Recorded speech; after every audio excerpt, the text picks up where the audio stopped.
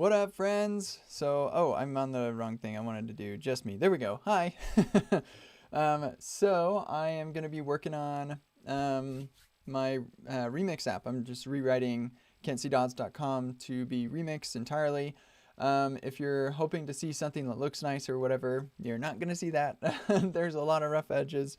And I actually am hiring a designer and illustrator and different folks, and they haven't produced anything yet. So yeah, it's not gonna look good. But I do want to have like the application architected in a good way, and that includes being confident that it's not gonna break with tests. And so I've been trying to figure out a good way to test Remix, and I think that I've concluded there's probably some things that Ryan Florence and Michael Jackson could do to make Remix easier to test from an integration level. Like, I want to render this screen, give me all the context values and whatever that I need to render that screen. But it's possible that they will. But at this point, it's still developer preview, and so I'm not sure whether that's going to happen anytime soon or not. So I have decided I think it's probably we're just better off going with integration tests being done with Cypress. And so for that, I need to have MSW working. That's mock service worker. It allows me to intercept requests, whether it's Node or otherwise, and Node or in the browser. And the challenge here is that everything else that I've done before is either running totally in Node because the tests are all running in Node and everything, or it's running in the browser during development or something.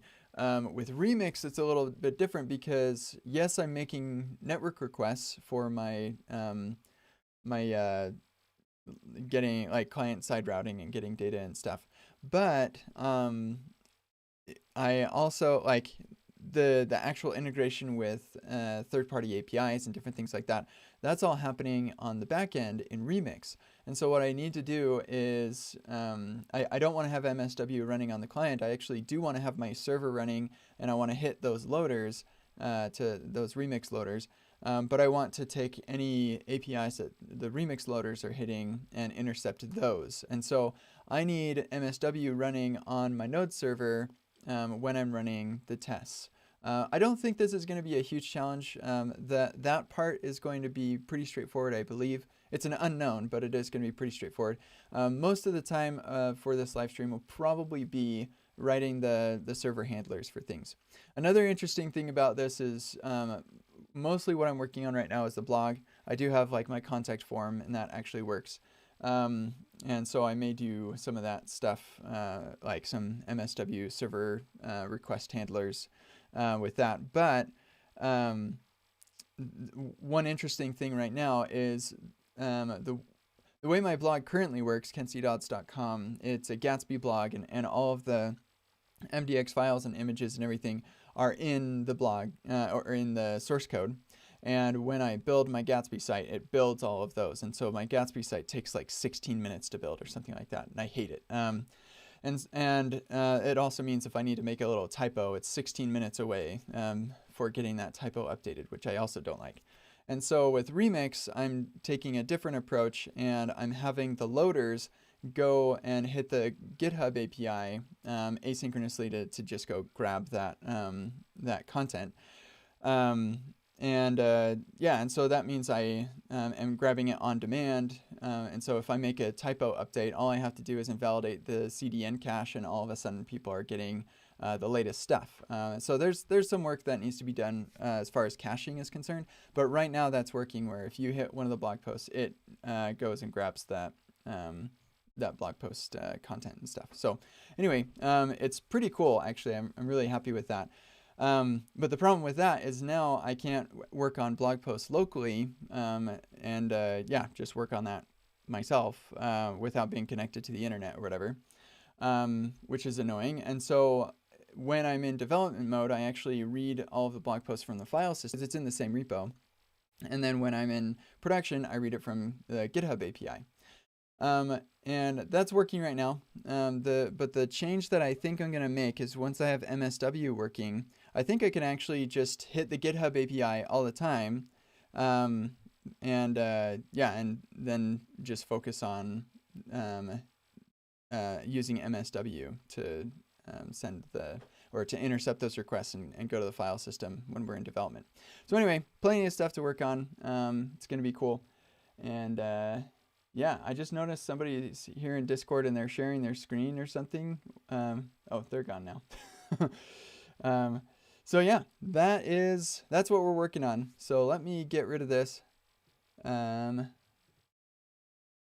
I'm getting a bunch of errors on in my YouTube live stream thing saying like people are experiencing buffering and stuff. So I don't know what to do about that. Let me know if y'all are seeing problems in the YouTube live stream. But I'm just gonna I'm also getting like a bad connection on the Discord side too. So that's weird. I think maybe I'm just having bad internet problems. So we'll just keep on operating as if everything's going fine, and hopefully it will. Okay, so let's go ahead and share my screen. Here we are. This is the remix docs. I was updating my styling and stuff, and that deployed. Hooray! So like I said, it's not going to look very pretty, but if we go to, let's see, can't see odds, remix. I'm hosting on Heroku. I'm actually thinking of switching to Fly.io or render.com or Cloudflare workers. That might be interesting. So yeah, we'll see. But yeah, we've got a contact form. This actually works. We've also got the blog. There's no link to it. But yeah, these are all loading straight from GitHub. And so if I make a change, then I'll get those changes. And I need to have like a pending state right here because that was navigating in the process of navigating. But yeah, so I tested this the other day and this change happened in the GitHub UI. This is really cool. It's cooler than it looks, I promise.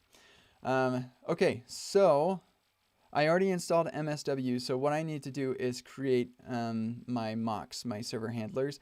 And I think that I'm going to just make this a root level directory thing. So we're going to have a mocks. And I don't think that I'm going to have a service worker at all. And so I think what we'll do is we'll say mocks.index.ts here. And this is where I'm going to actually start the server. And then here in my start.js, this is what starts my app. This is, yeah, that's what it does. And I'm going to have this go and dynamically require the mocks if we're in development or whatever. And so that should hopefully be pretty straightforward. Actually, I'm wondering if maybe I should just not require it in here and instead have my dev script, which is using PM2. I think that I could have this require some files. Yeah, right here with the node start. We could actually do node-r mocks index.ts. The challenge here is that's TypeScript. And so I may need to do TS node, which is probably fine. Or I can just do index.js and then I can TS node stuff inside of there. Now let's do TS node here. I don't think I have TS node installed. So let's just see. Yeah. So let's install TS node. This is going to be a dev dependency.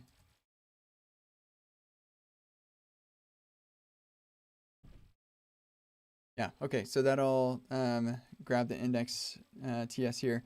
This is another subdirectory, so if anybody has suggestions on a better way to do this, then let me know.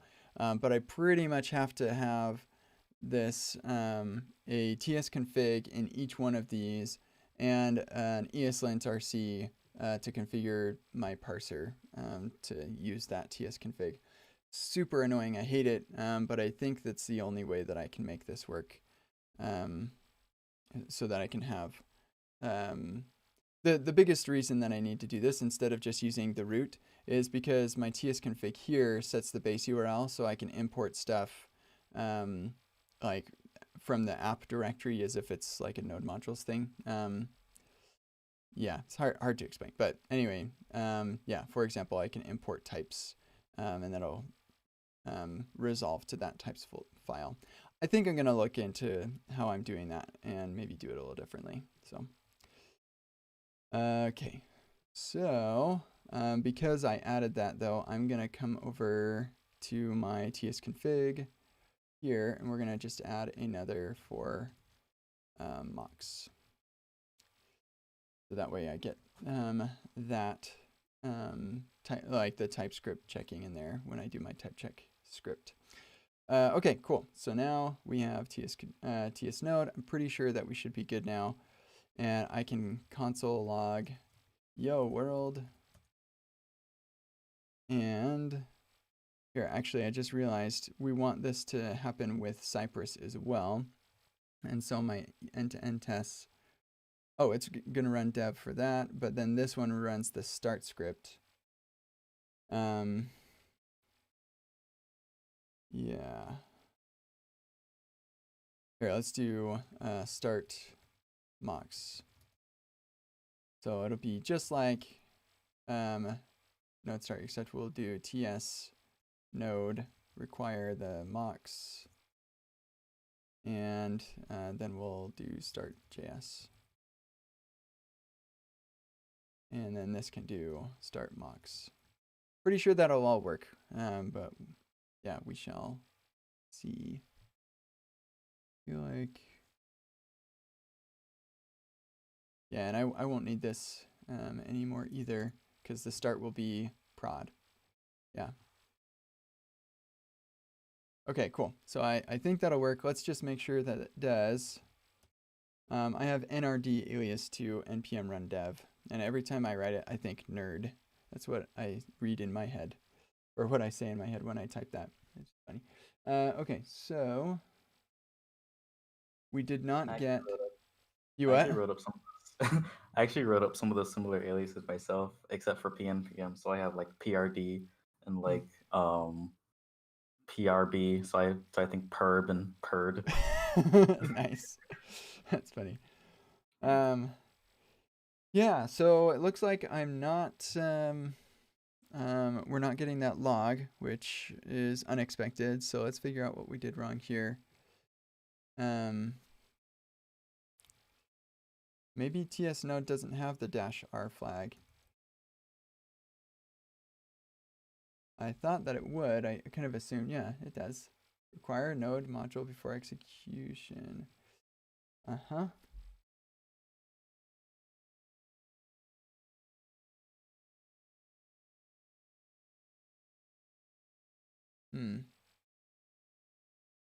Maybe you need the leading dot slash.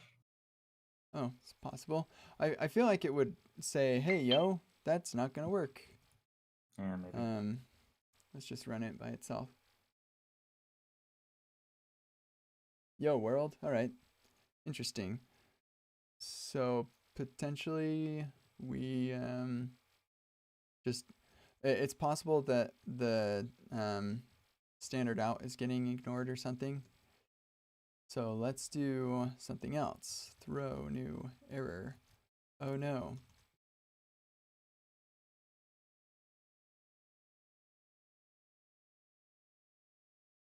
Okay, that's good. So it is running for sure. And we are getting that yo world. I don't know why that didn't work, but yeah,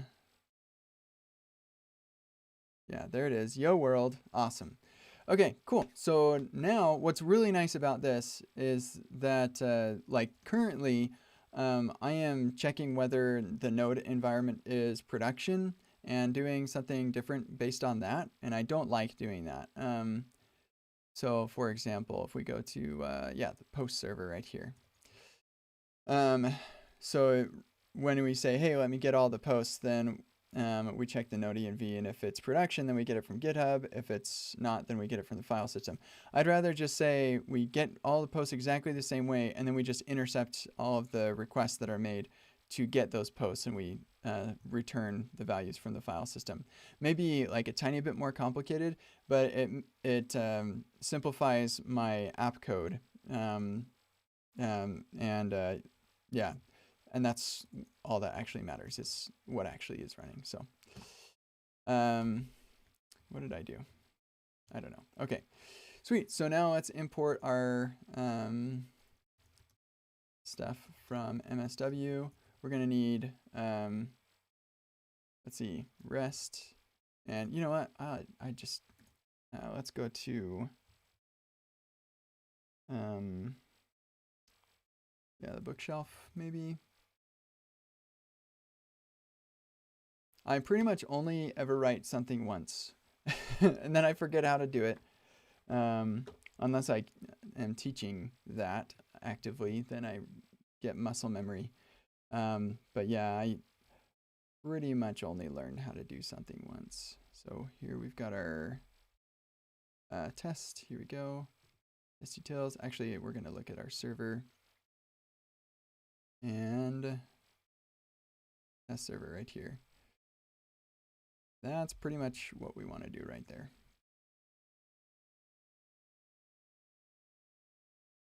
Okay. And we don't need to export anything. Ooh, do we? This will make things interesting. So if I have a test that I want to um, do something different, like have a special mock of some kind, then things are going to be tricky because I write my tests and those are evaluated in the browser, but my server handlers are all going to be server side. And there's no way to communicate between my test and my mock handlers. Um, and so I won't be able to do like one-off server handler stuff. At least none that will interact with this server, which is probably okay. I can't really foresee anything in particular. I guess, well, so what part of the reason why I want to do Cypress is because a lot of my logic is in the loaders, and that's all run on the node side. And so if I'm using Cypress to test, I may have some edge case or something in the loader that I want to check. Um, and so I want to have a different response for that.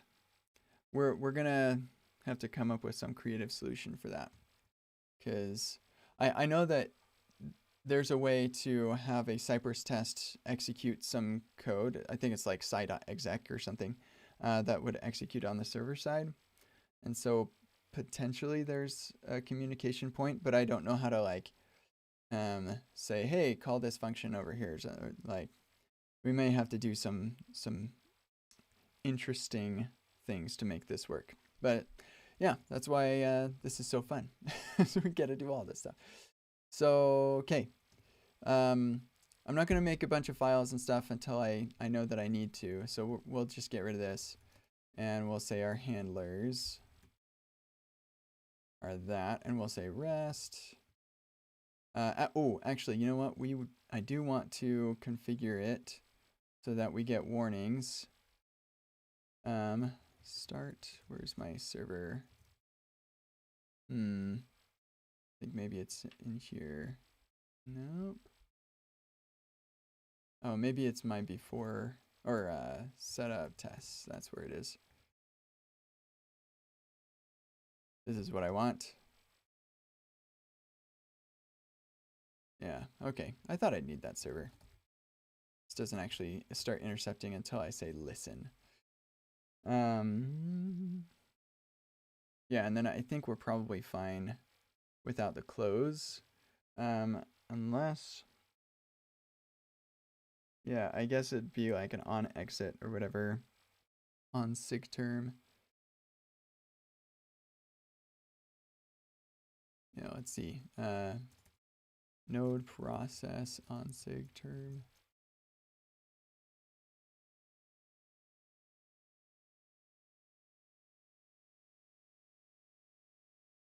I never know how to do this stuff.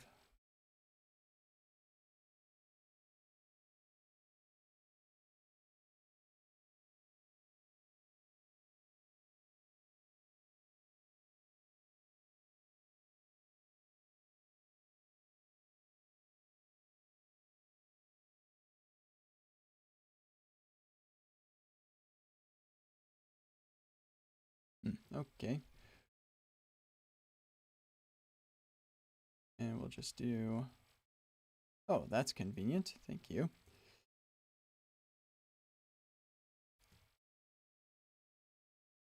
Actually, let's just pass server close to both of those.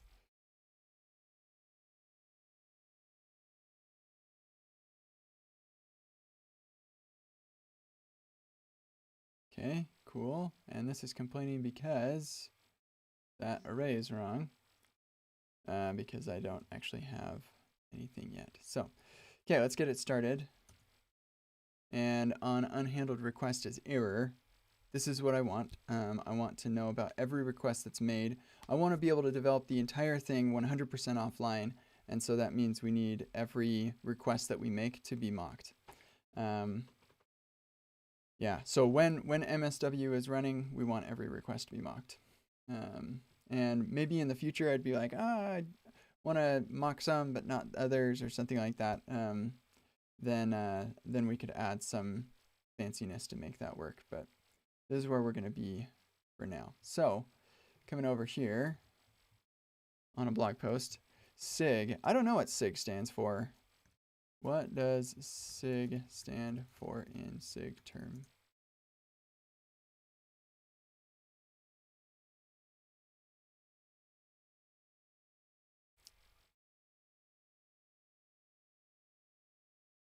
I think maybe it's a signal of some kind.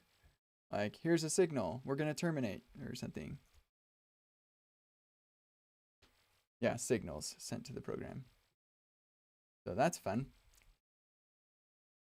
Okay, yeah, my computer is like, what are you doing to me? Remix is normally not this slow. I promise, it's very fast. And they do have plans to switch to ES build, so it'll be like lickety split fast in the future. Okay, there we go.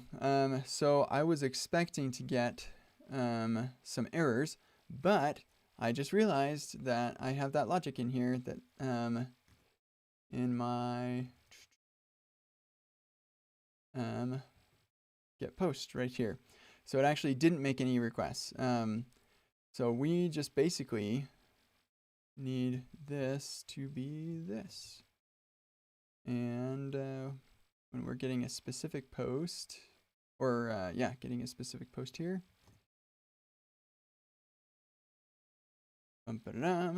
Now that's going to make a request for sure.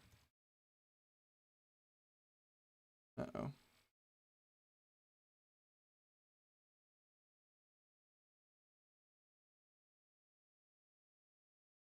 Come on. I promise Remix is not this slow. It's just because I'm streaming, I guess. It's not this slow when I'm not streaming.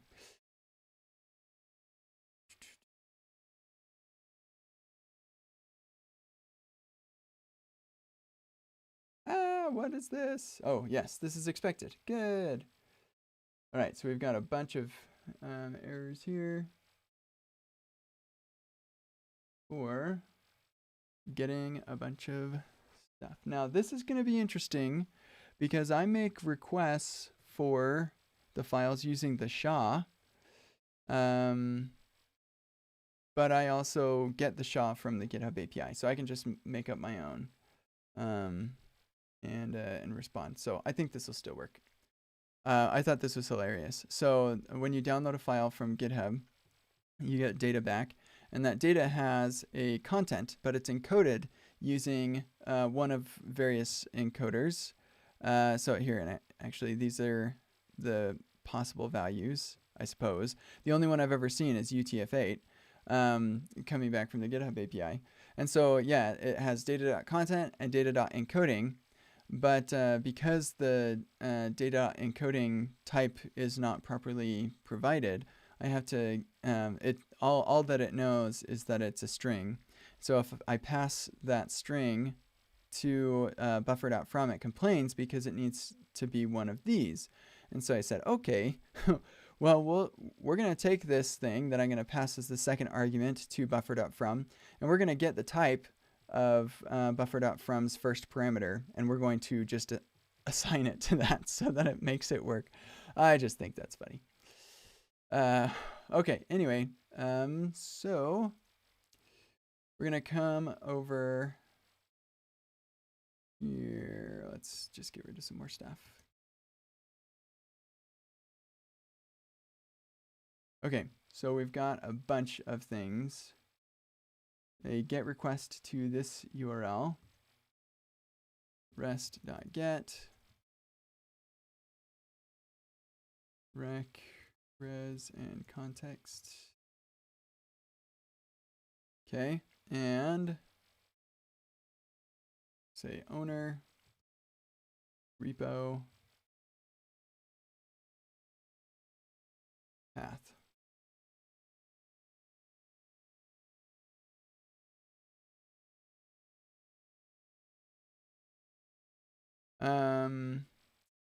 I'm not returning an error response when the GitHub request fails. Yeah, I haven't taken time to look into the, like error states and stuff yet. My server will probably crash right now. In my plan is that when everything is working, when I make a change, I will check if the change is relevant to like a particular blog post or something, and I will invalidate the cache on my CDN, and then I will immediately make a request to get that blog post so that the server will run to go get that blog post. And yeah, so that I can prime the cache so that no user gets an uncached version of the blog post, so it's fast for everybody.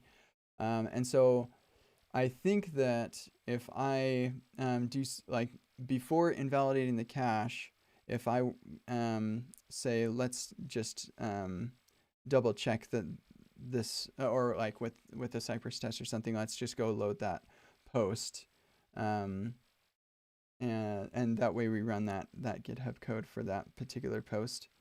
And if that fails, then I can say, oh, let's just keep the cached version, and we'll just let Kent know he busted something, I guess. I don't know.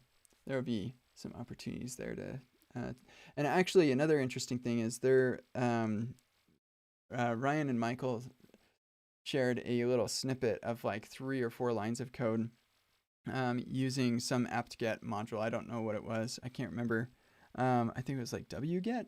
Is that a thing? I don't remember. But you just execute this command on remix.run or like any remix site, and it will go and find all of the pages for that site and save them as raw files.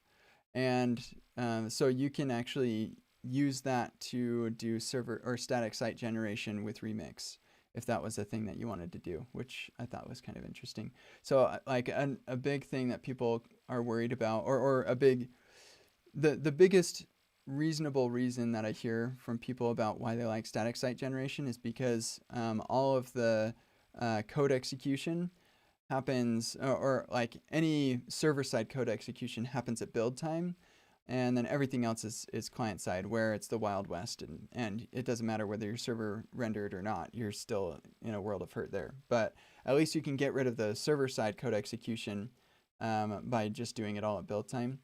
And so yeah, you can make pretty much any site statically generated by this technique. I don't think that I'm going to do it, but yeah, I thought that was interesting. Okay, cool. So we've got one to get the content, and then another to get to download the file.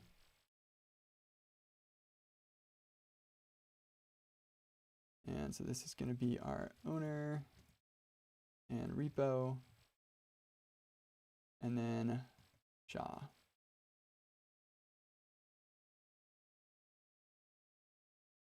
Okay. And I think those are the only two that I hit right now. So yeah, those would be good. And then we also have another couple endpoints for the contact form that we'll probably have to figure out. Actually, you know what? While we're doing this, let's just see what happens.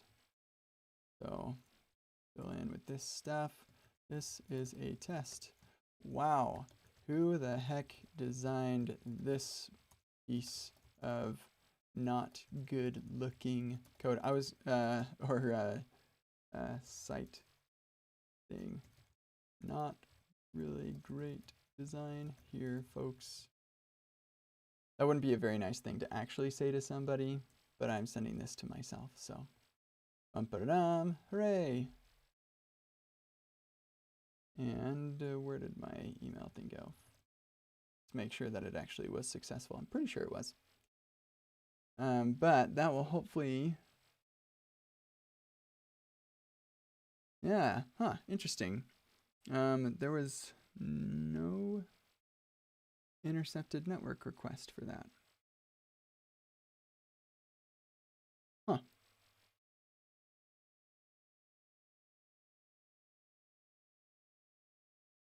Interestingly, also, I did not get an email.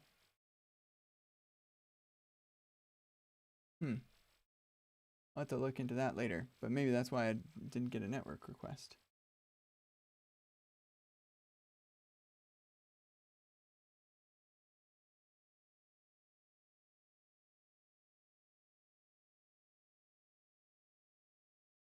Okay. That is, yeah, that is surprising. Okay, well, whatever. That's okay. Let's just deal with these two right now. So, I need to,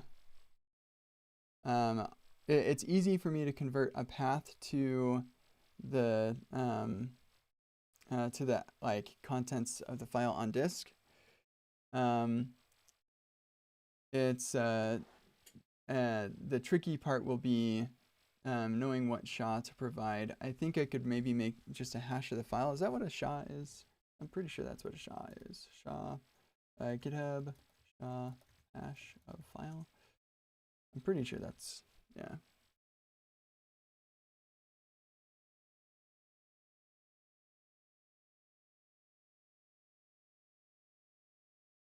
Yeah, okay, so it's generated by Git.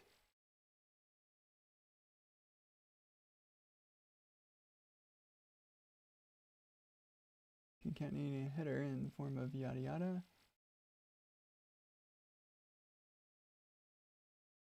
Okay, cool. So I could actually generate the exact same SHA potentially, which would be fascinating and interesting. So let's see. There's got to be a SHA-1 implementation for Node.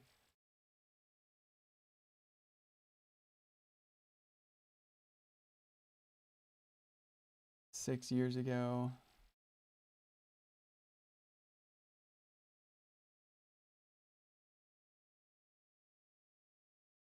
That it looks nice. Thanks, Sindre. Always making awesome stuff.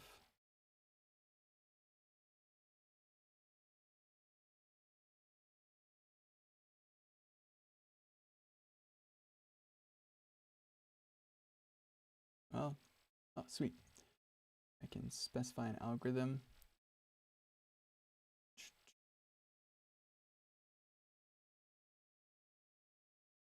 Yeah, okay. I think we're gonna go with this one, unless isn't there a crypto package like built into Node or something? Yeah, it's a built-in Node module. Maybe I should just use that. Node dot.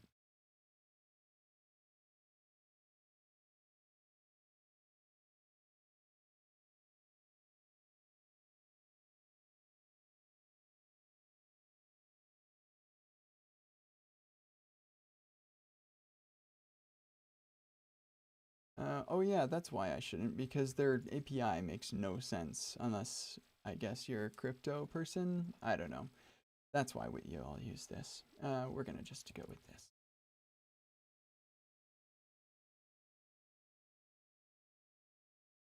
Come on, computer, you can do this. Asha. Actually, I don't think I need it for anything other than during development, so we're gonna do development. I may end up using it when we start doing caching and stuff. sending in the E tag and stuff like that.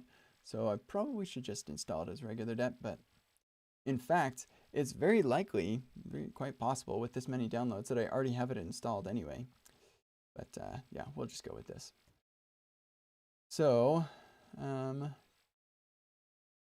import, nope.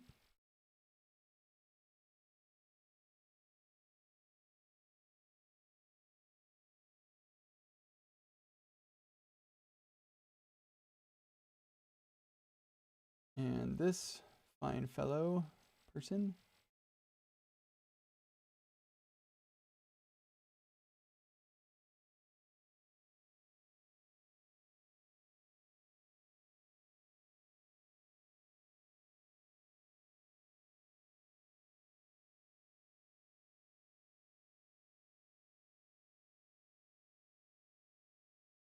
Why would we want it to be async, I wonder?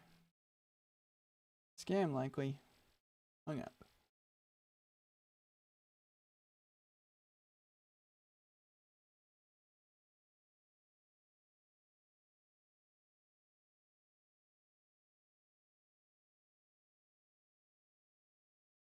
So presumably it could be faster, I guess.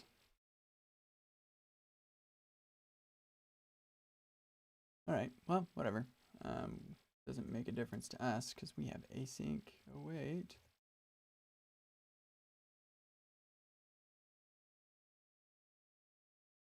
Let's just do this. Header.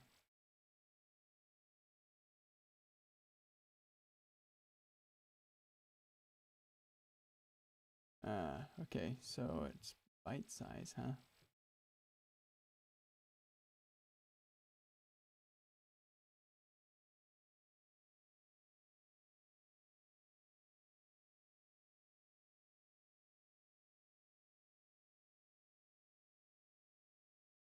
Hmm.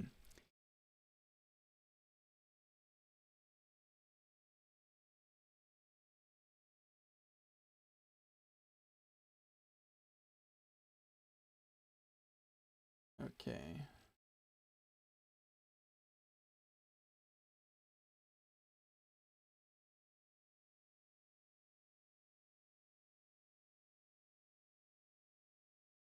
Okay, so now we just need to get the file. Wait, I need to have a faster way to iterate on this. So I think we're just gonna write a little, um, hmm.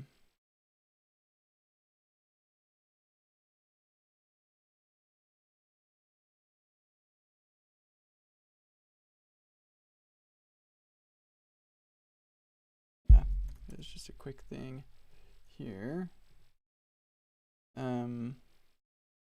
Do I have anything for watching? I guess I have PM2.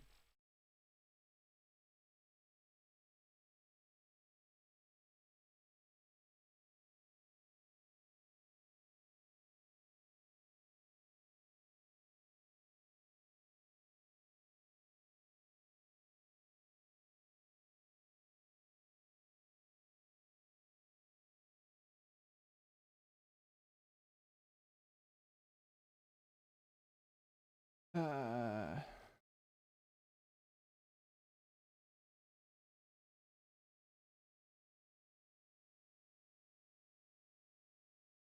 Wonder if that'll work. Interesting. Getting stuff popping up in here. Why is that?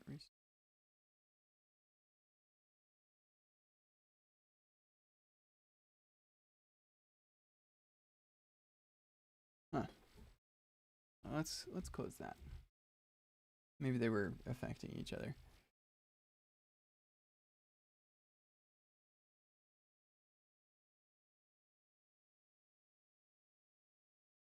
Hmm.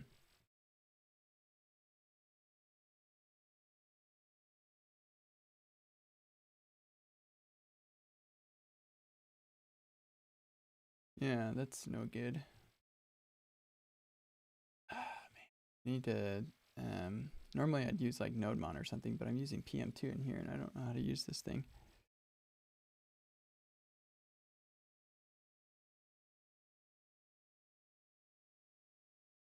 Whoa.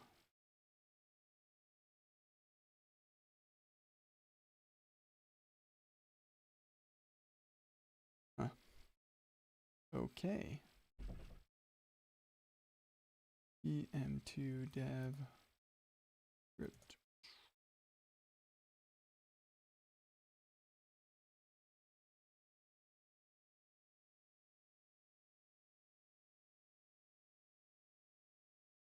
Huh.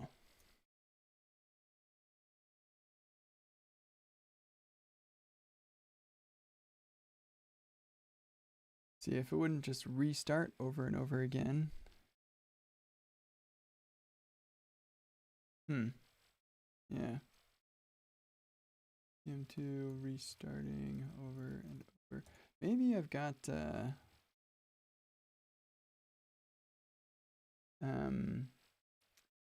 like a zombie process going. This happened when I was using NodeMon. I ran into like zombie processes. It was not fun. I don't know what's in this, so I'm gonna look at it over here.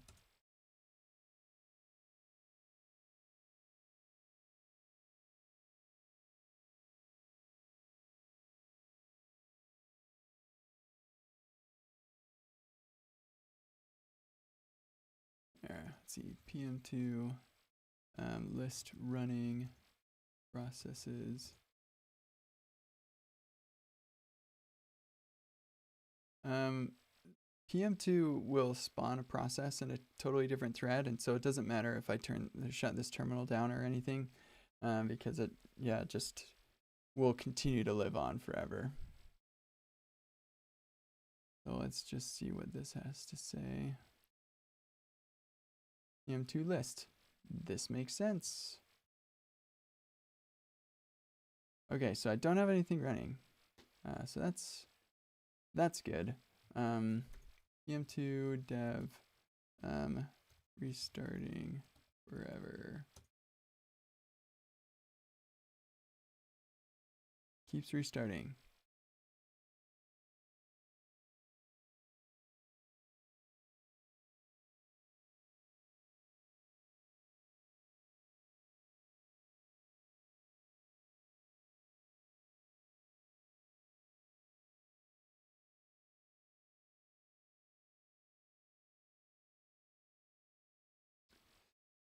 Okay, maybe, well, if I set watch to false, then that's kind of like defeats the purpose. All right, you know what?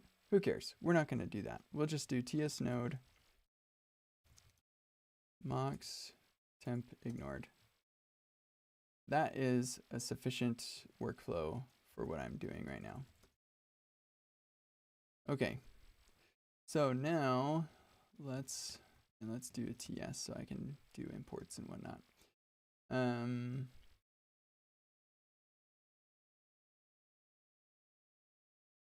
Yes. So we're gonna do import fetch from node fetch, and let's import index, or the index file, and then go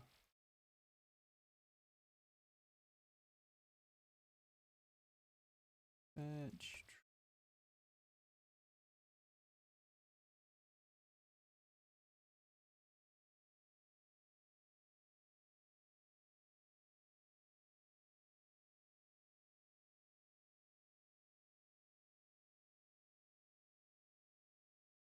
log mdx bundler. Here we go.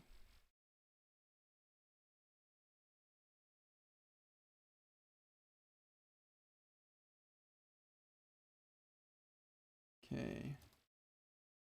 Oh, and I'm gonna need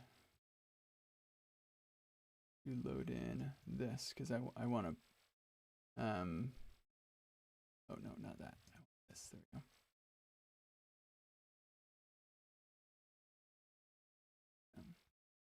Because I do want to be able to interact with the real API a little bit.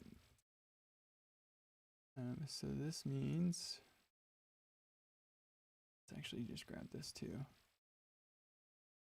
instead of fetch, because that's how I'm interacting with it anyway.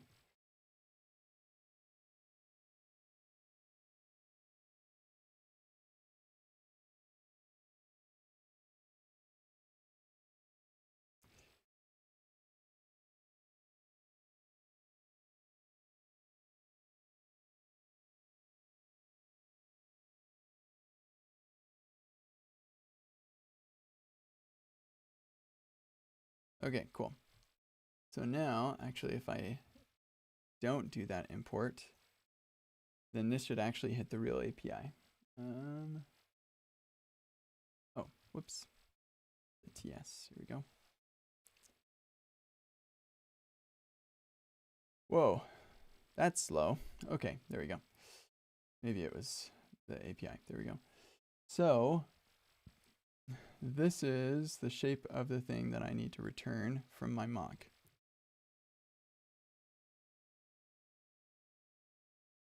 We need to find the path, and then we just get all files. We do like a read dir for that, and that's actually, oops, get post from file system. Here we're basically going to do the same thing.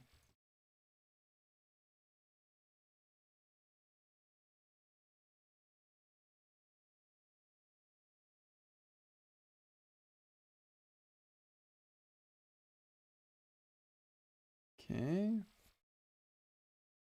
And we're just going to be up one directory, content blog.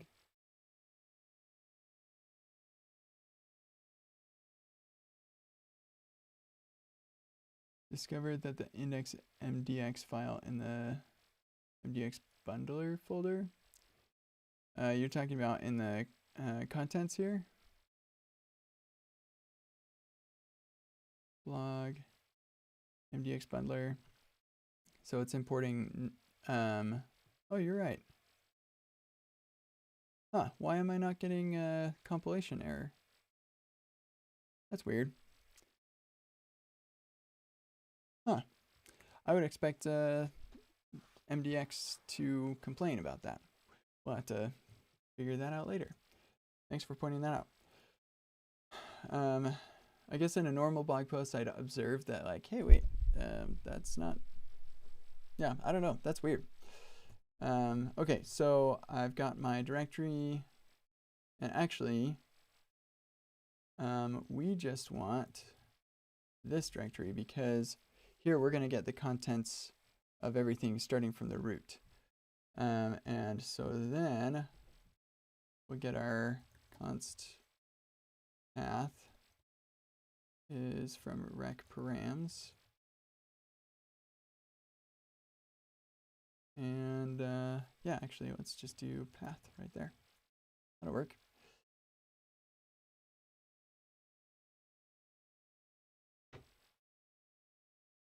And we'll import fs from fs promises. And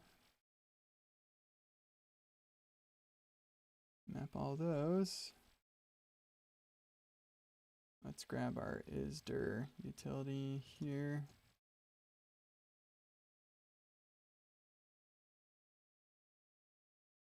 We don't need that right now.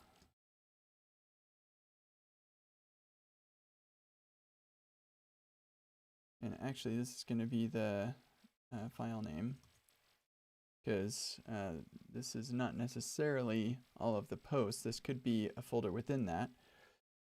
So yeah, file name.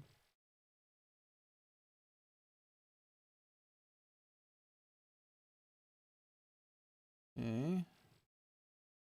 We're going to ignore, actually for us,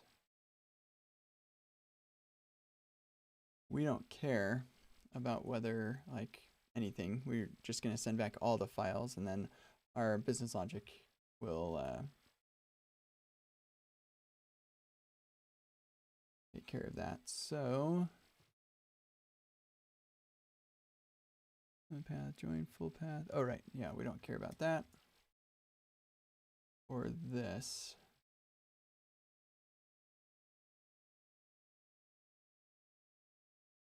Well, we do need to know.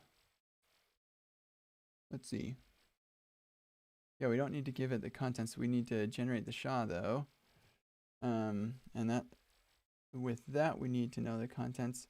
Now that's interesting though. For type of dir, they do have a SHA.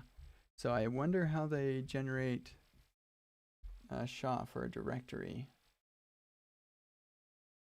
And I guess this is a Git thing, not a GitHub thing. So I wonder if I can look at that.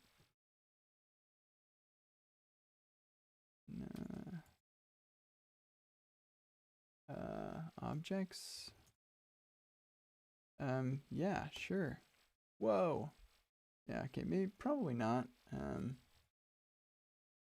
Gee whiz. Yeah, I don't know anything about this stuff here.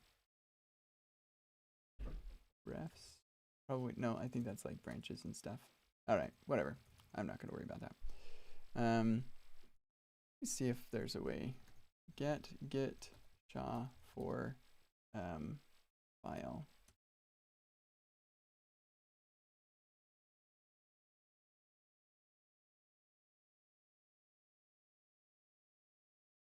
Ah, neat.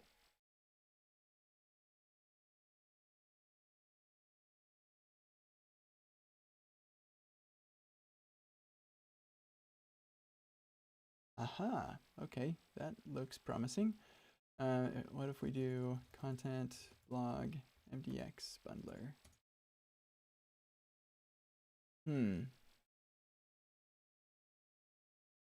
So it doesn't have one for the whole directory, it looks like.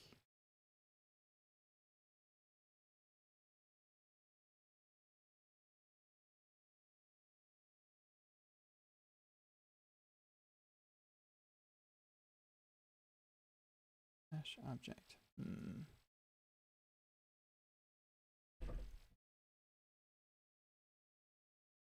Yeah, but I bet it'll hash that.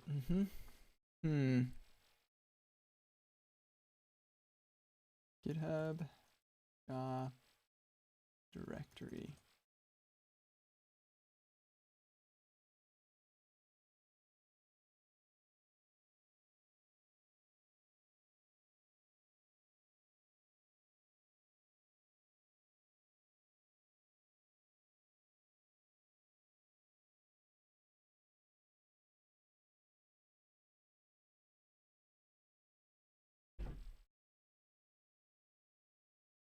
Sorry, just replying to somebody really quick.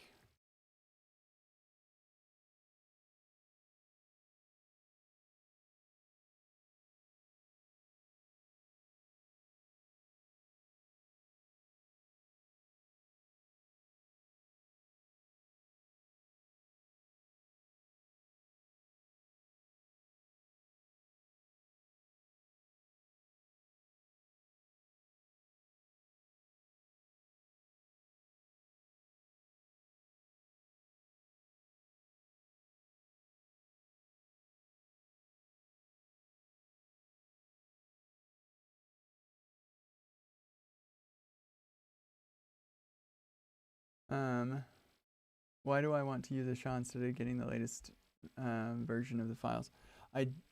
So I need to use a SHA because my code. So I need, first of all, we're trying to simulate the same API as the GitHub API, and they return a SHA. So we're going to need to have one. And then secondly, I use that SHA when I go to get the contents of the file. And so I want to, yeah, I need it for that reason. So that's why this is important.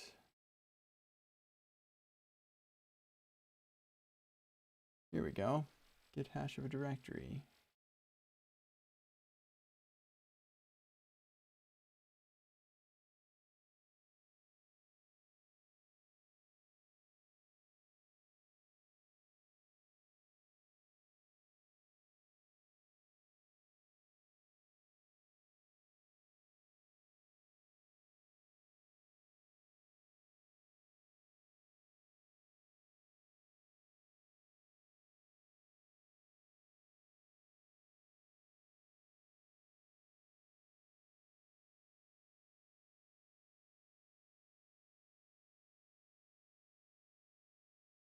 This might be a good solution.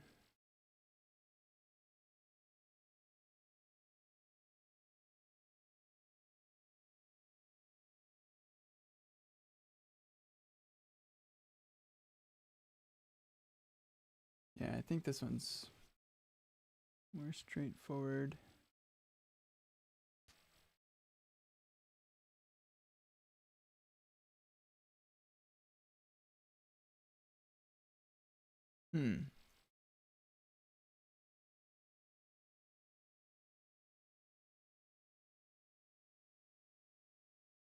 Ah, there we go. Okay. Yeah. So then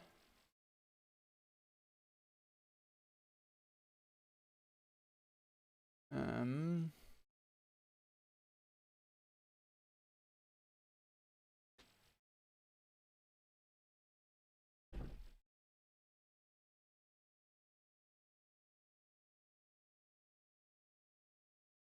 there's also rev parse. Okay.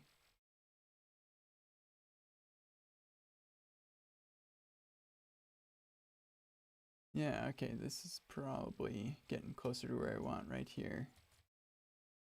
Just the SHA. Boom. Sweet. Thanks, Stack Overflow. And I wonder if that happens to be the same SHA that GitHub has, or if it's... Aha! Ha! Yes, it is! Sweet. Nice.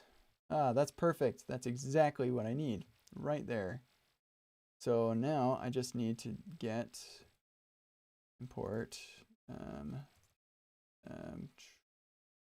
child process from child process. I wonder if there's a promise version of this. Promise? No.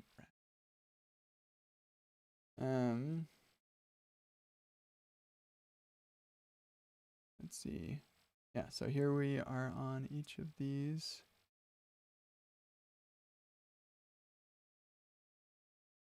Yeah, here's our SHA. Gonna come from child process.exec. I'd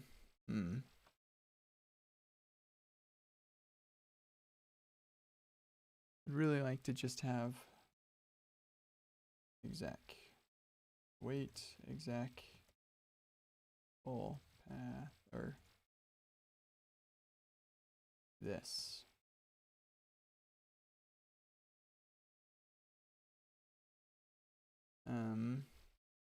Rec params path. Yeah, actually, we could probably do the full path right here. I wonder if we could do this.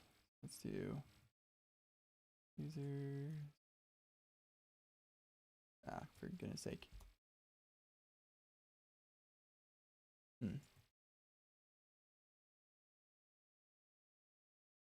Code. This is in remix.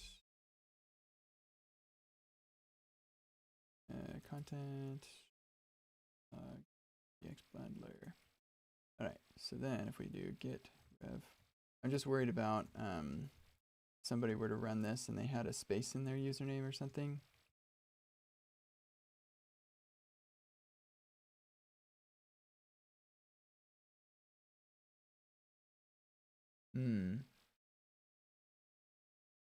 Not in head, huh?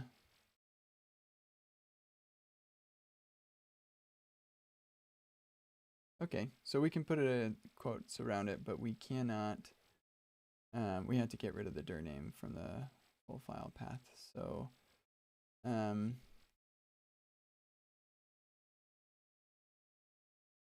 path rec params,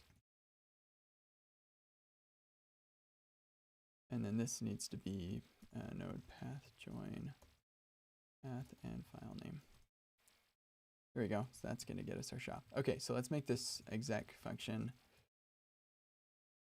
string or command string, and then return new promise resolve. Whoop, reject. process exec command, and then this callback takes an error.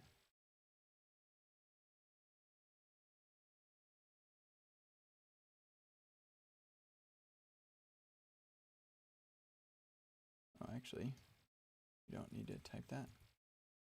This is going to be standard out and standard error.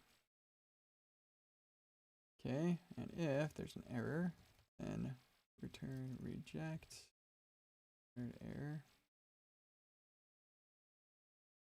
Did I spell that right? Yeah, missed the D. There we go. Now let's resolve with a standard, whoops, out. Now this is, yeah, it is a string. Okay, cool. Okay, so that's going to get me my SHA-1, and that means that I don't need hasha, which is nice. Error and standard error different. Yes. Should I reject it with the error? I never really know. Because you can just send stuff to standard error and still things are okay. I'm actually not expecting to handle any errors, so we'll probably just leave it. But yeah, if you want to explain what the difference is, because I don't know. Okay, so then we're gonna get full path. And actually, we don't need to get the content now. Sweet.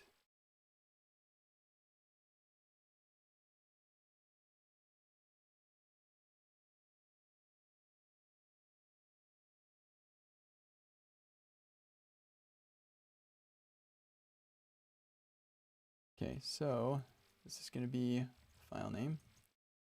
Here, let's just rename this to name. And the path,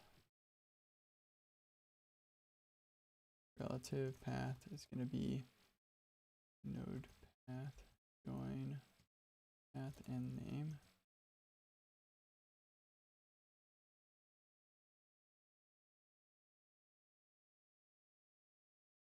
And then here's our SHA, sweet glory. Size, if it's a directory, is there,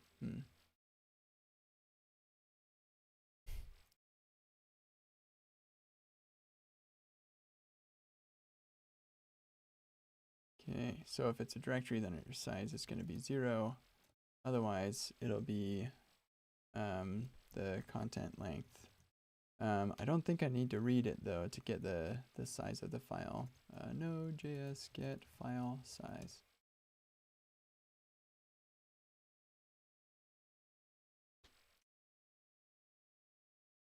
Yeah, stats is what we probably want to do. So here's Peter's explaining that the error is from exec itself. So like if the command itself failed, I guess. Standard error is a stream from the command. You can have a standard error even without an error. Yeah, it is. Yeah, and like you said, it's just in test code. But you know what? I think we're gonna go with or standard error, and we'll just play it safe, and we'll see what happens with that.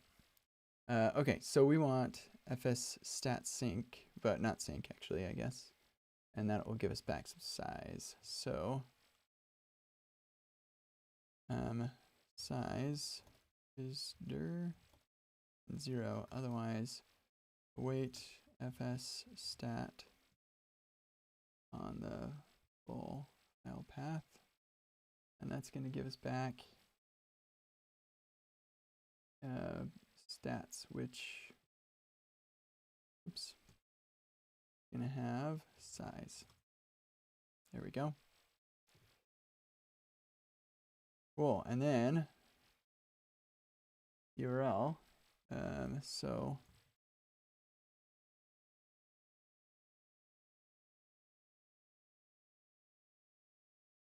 yeah, this stuff doesn't matter quite as much to get it accurate, but just for the fun of it, rec params owner Here, you know what? We've got a lot of these that are this exact same stuff. So let's do this. Oh, nope. There, try from there. Okay.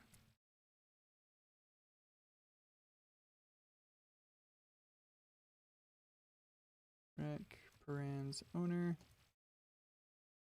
Rec params repo. And then this is going to be rec params path. And that ref main thing, this really should come from the query string. Let's see. Rec search.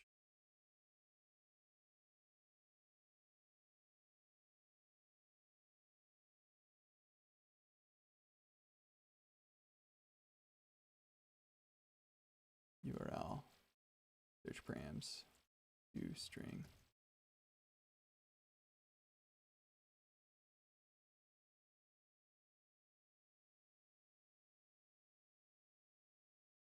I don't think it includes the question mark, but I've got to be certain. Location search or thing boo barbets.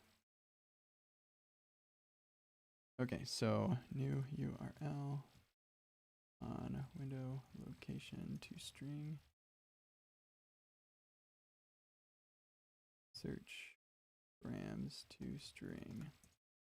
Yeah, it does not include the question mark. So we keep that. Good. Yeah.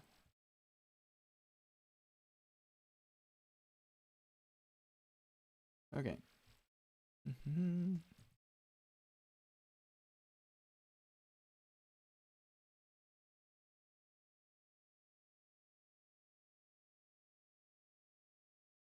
Okay, and then see here we're assuming it's main. I think that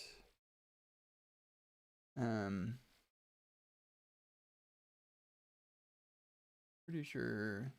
Hold on a second. Do I still have that request? No, I got rid of it. I think that there's a query string on that where I can get the ref, but we'll just keep going with main.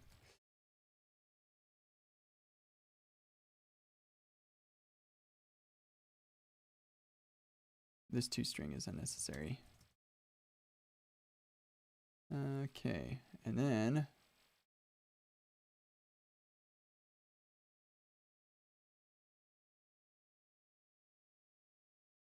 I think that I don't know what that. I think this must be the commit or something.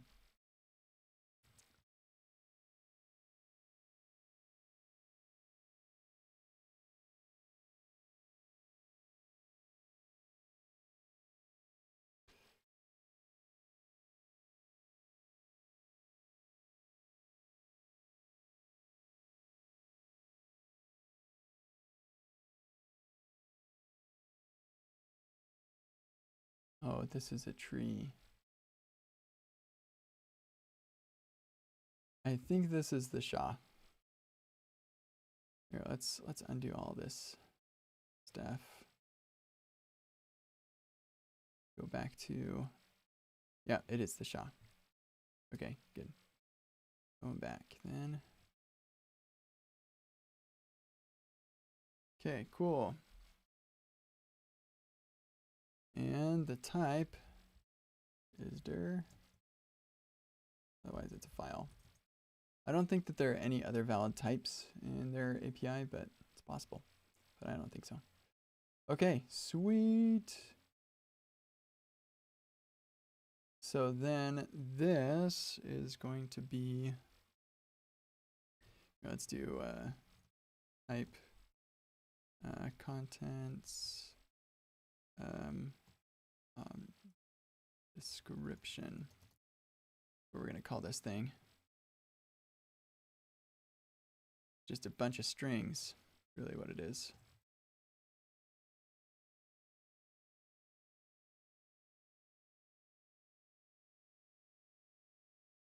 This one's a number.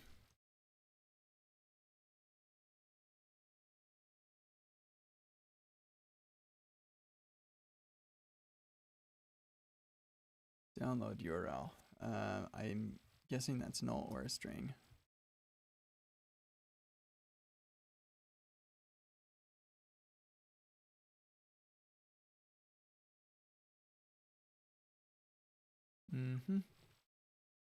And so this is going to return promise for content description. And now this is an array of content descriptions. Sweet. And this is our content descriptions. And then we'll say context JSON, return that response to that. Yeah.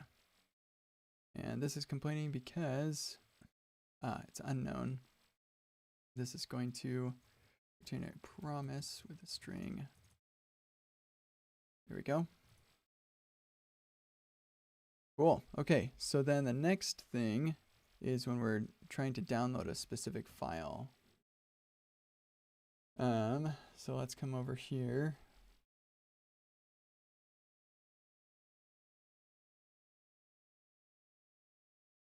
Download file, it's this.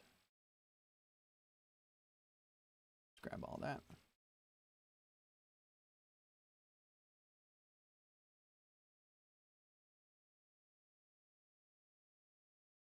And yeah.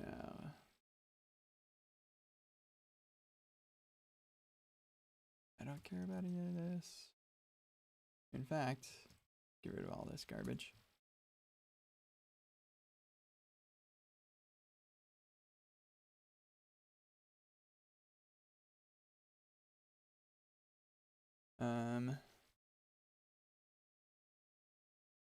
Here, actually, we can index MDX. This should be the same thing.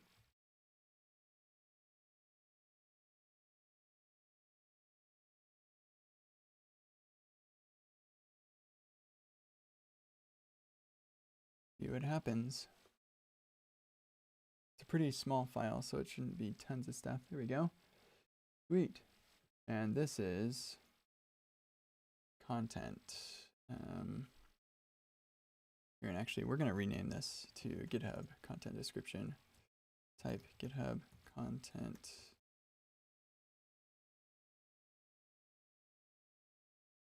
Okay, and actually, this one's our request body, request params. Yeah, okay, that's fine. Okay, so we are going to have a string here. I don't know what the node ID is. GitHub node ID.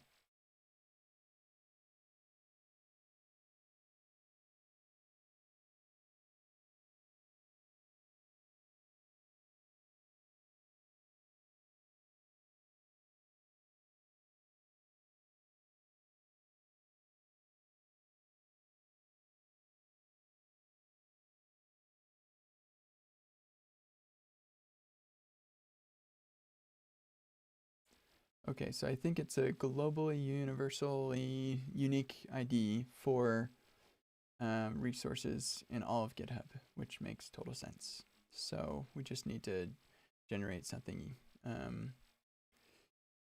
Yeah, okay, we can do that. Size is going to be a number. This is going to be a string. And this is going to be a nice hefty long string. And our encoding will be base 64. Yeah, just always. I don't know what else it would be for other files, but I don't really care.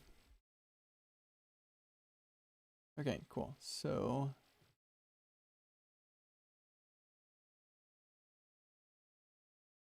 res context JSON content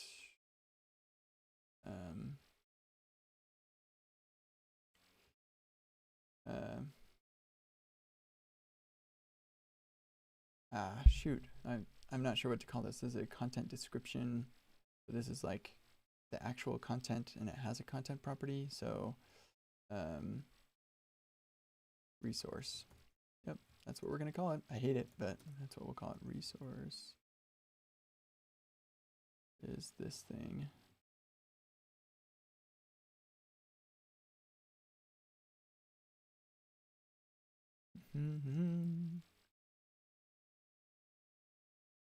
Get our SHA for this. Oh dear. Yeah. So in here, I actually don't have the relative path. So I need to have some sort of way to say, hey, Git, you know how you have all these objects and stuff? I need to do a reverse lookup from SHA to the full path.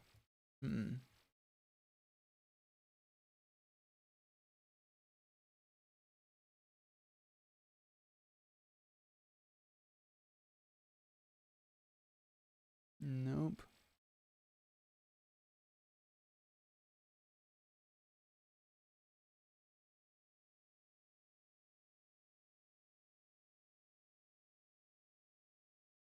Lookup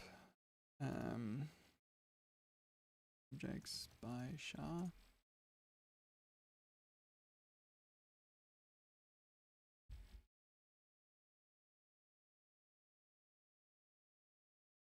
This might be helpful.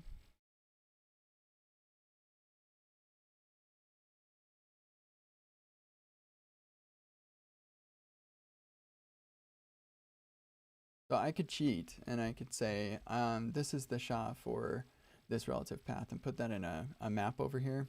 Maybe what I end up doing, but it'd be really cool if there was a way for me to say, hey, Git, I have a SHA, where's the file?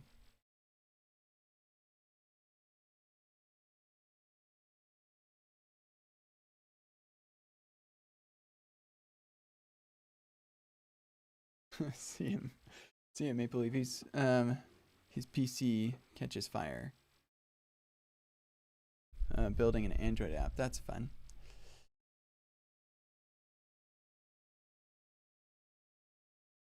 Okay.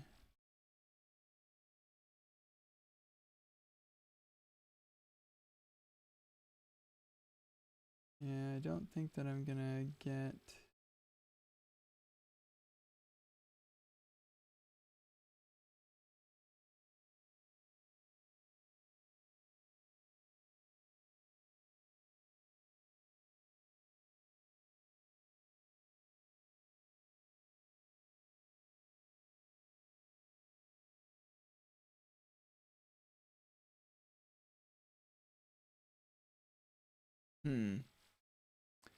Get list blob SHA. Wonder if that's... Here we go. Rev list objects all. See what happens when I do that. Ah, there we go. Yeah, I thought that might work. So now I can say grep for that. And boom, there it is.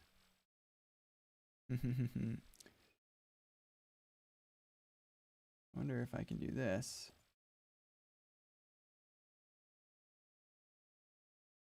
Yeah, I didn't think so.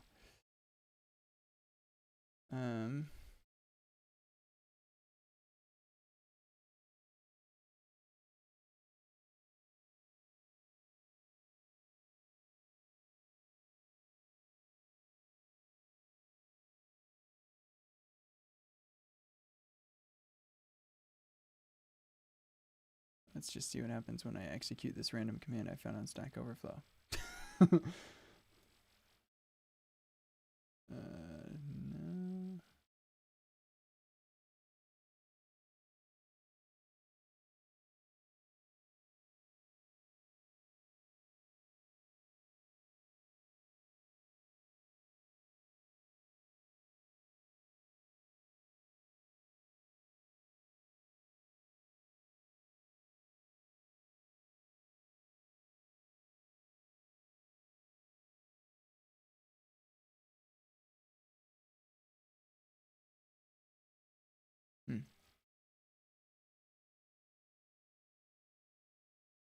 Okay, well, that's not going to work, but that's okay because I have a solution. That. So, I'm down here. Relative path is going to be, await exec the dollar in the command. What dollar? Oh, that extra dollar. There it is. Thank you. Ta-da! Okay, so I'm guessing this just filtered it a little bit better for me, but I don't really need it to be filtered because I have the SHA anyway, so I don't really care. Yeah, thanks. Yeah, I think we're on a couple second delay, which is a bummer.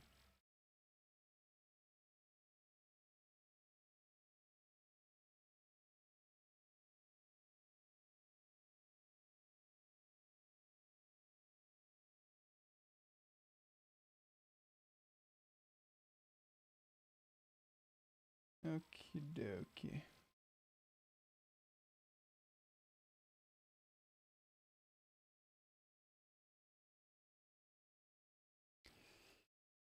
Yeah, okay. So this will work just fine. We want one with grep.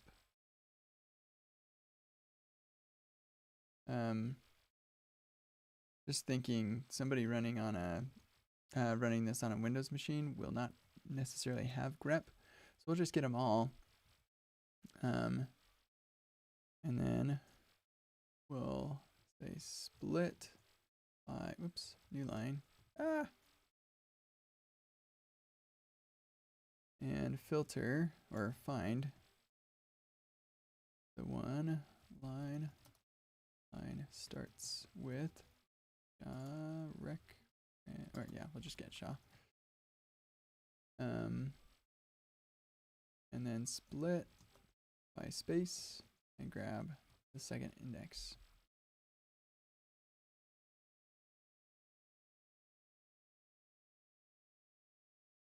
Owner repo.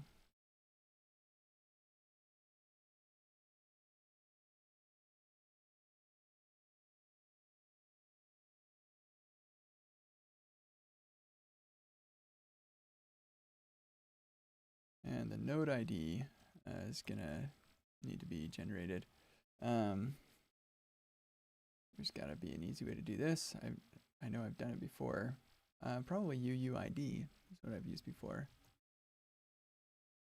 There are probably like 30 of these, and every single one of them, they're like, mine's better for this reason. Syndresaurus UUID. If he hasn't made one of these packages, I'll be very surprised.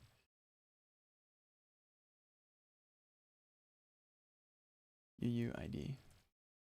Huh. I am very surprised. Okay, where did my...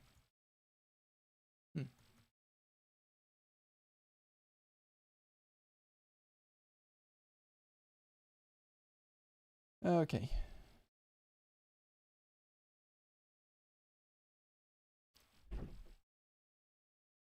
Probably have this installed already through something. We'll just install it for realsies.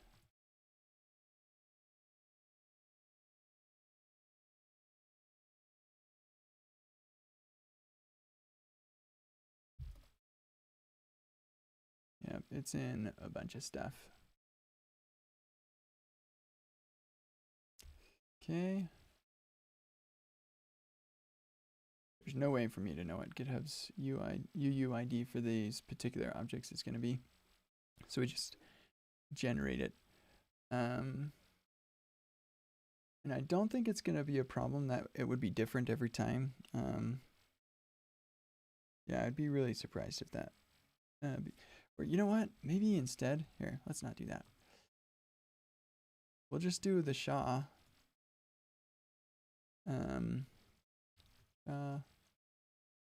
Node ID. Yeah, let's just do that. That'll be fine. It'll be unique in this repo, and that's all that matters. Yeah, so we'll get rid of you. Okay, so then the content, it needs to be base 64 encoded. So here we're going to actually read the file. Let's see if there's a way to read it straight as a base 64 encoded string. Node.js read file as base 64 encoded string. I think I'll probably have to just read it as a string and then base 64 encode it, but we'll see. Oh, no, right there, encoding, base 64, sweet.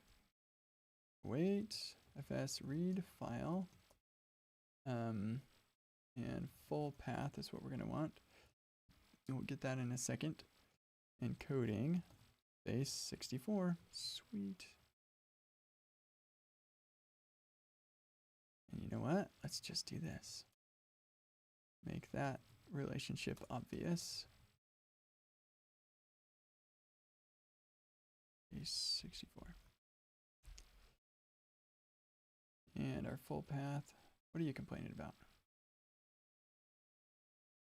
Oh. It's const. There you go. Now you can be happy, right? No?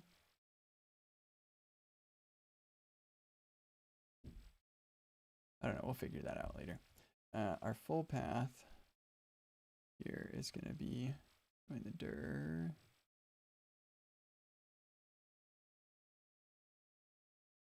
Yeah.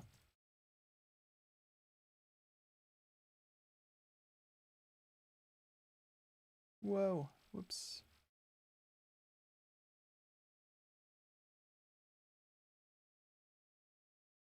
I forgot the E of base.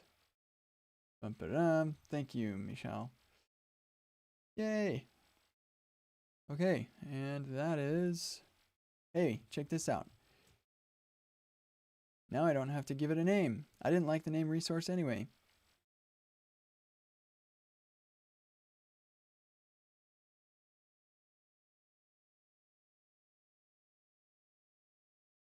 But I do want to assign that type. So we're going to go back. Just in case I ever break something or whatever. That'll help. Okay, cool. So now, I think that might actually work. So if I run this, okay, TS node, there you are. So it should actually mock it.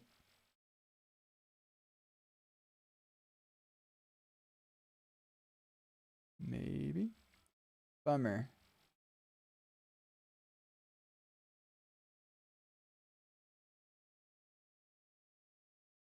What? Oh, ES module interrupt. That's in my shared config. It's just complaining about. Huh.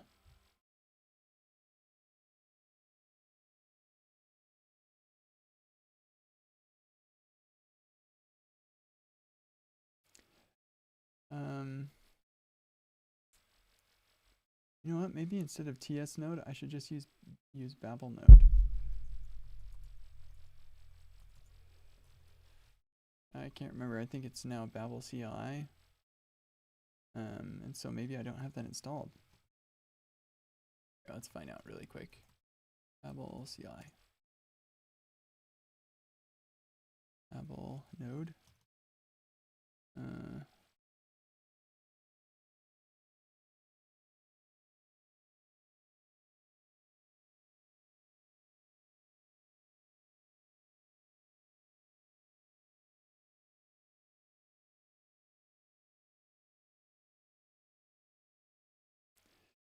The trick is that I don't think I have my Babel config anywhere, so I'd have to put some Babel config somewhere.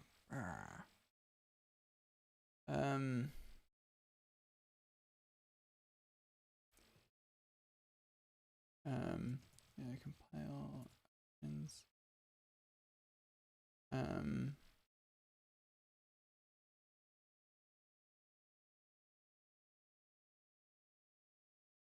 What is it complaining about? Unable to compile TypeScript. There's no default export. Oh. I was not thinking. I think it'll just be happier if we do this. Yeah, there we go. I think that'll work.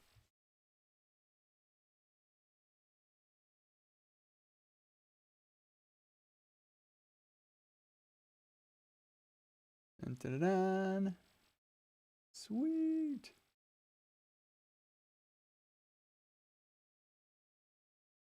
Yes.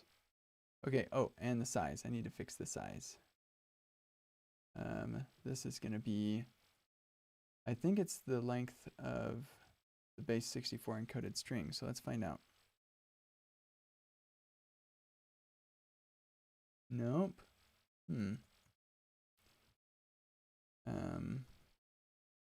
B to A, or I can't remember if it's B to A or A to B. That's A to B for sure.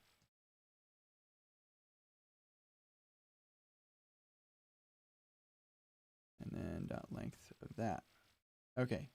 Yeah, so it's the, well, dang it. So I need to, well, no, we'll just do the same thing that we did up here.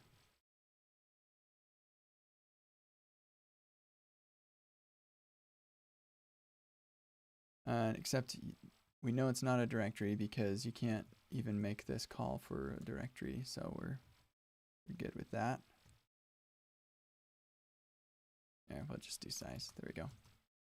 Cool. Yeah, this is good. All right, sweet. So now, I actually think we should be good. And I think that we have it set up now. So, I can delete this and this. So now everything is from GitHub.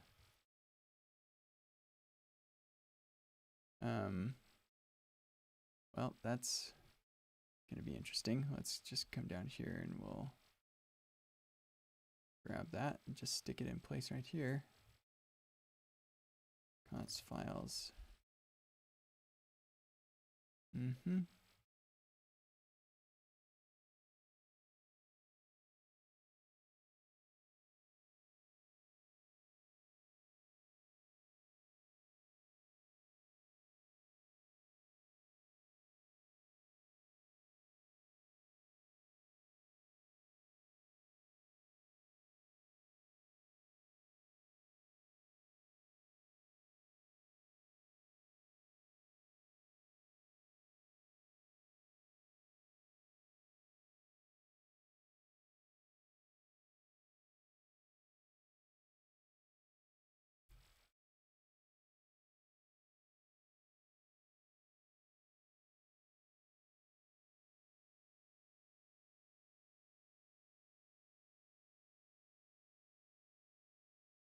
I think I'm actually gonna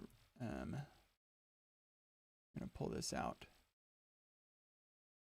and we'll put it kind of back where it was before. And this time, octokit will be required.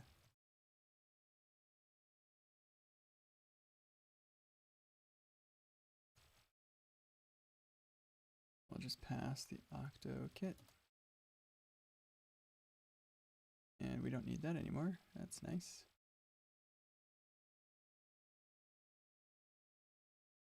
Yep. And we don't need that anymore. And I guess rollup, it wasn't complaining as much about this, but oh. You know what? We don't need this. This should just be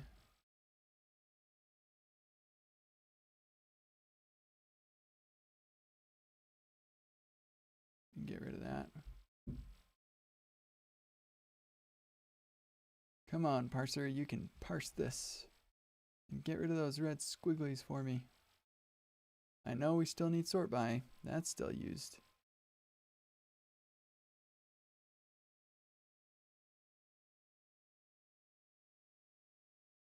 Oh, come on. What's going on here?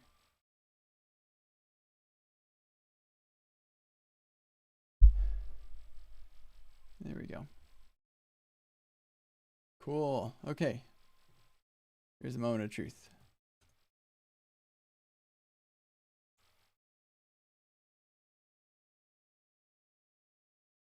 I should probably have a login here that says we are using a fake server. Does listen return a promise or something? Nope, nothing. Yeah, because it's not async. Console log using or mock server installed. Let's put an emoji in here because life is more fun with emojis. Dude, we've got an MSW channel and we use like this orange. You gotta spell orange right. It doesn't understand you otherwise. Here we go. Yeah. If I save that, does it restart? Probably not because I don't list this in my settings, but we can fix that. Watch this and that and mocks. But we don't need to watch the content directory, which is nice. Okay, so let's restart this thing. And we should get that log.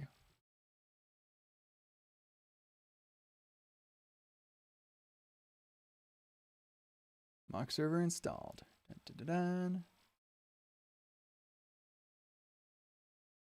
Okay, cool. So let's just get rid of, I'll do a little tab management here. And we'll go to log. Now, I'm pretty sure, dang it, I was hoping that wouldn't be the case. Okay, so we tried to look for something in content %2f blog. Yes, but that doesn't exist, clearly. So I'm guessing that this path needs to be unencoded or something. So let's path app restarted.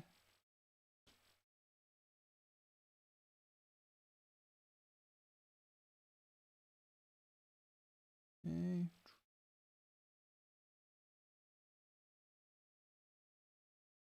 Yeah, okay. Let's try that.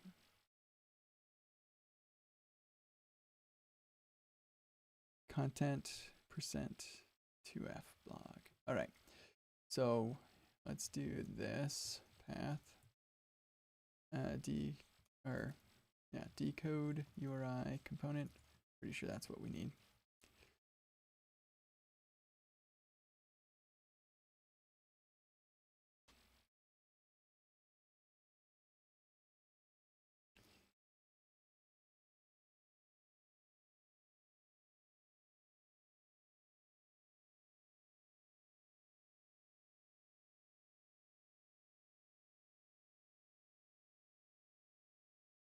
Okay.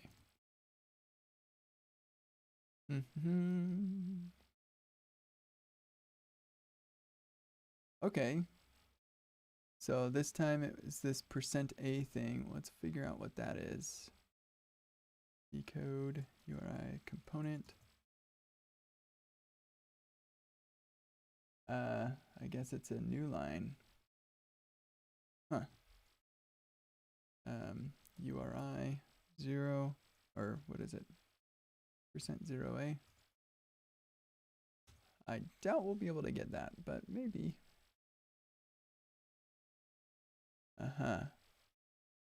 So let's just decode it and then trim. We'll do the same thing here.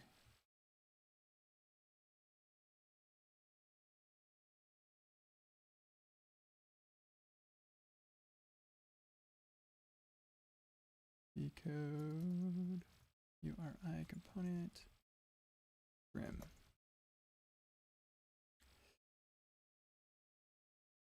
Okay, and I think this time it's going to work. And it's really awesome that it's going to work.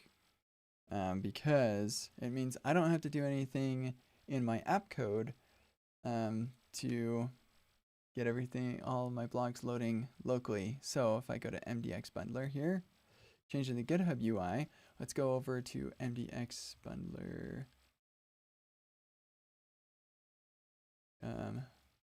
Locally, save that, and we don't get a restart. That's intentional. And then I reload. Hot module replacement live reload for blog posts is overrated. Yeah, I don't even pull up my app when I'm writing content. Like, yeah, normally. Sometimes I do, but yeah, not normally.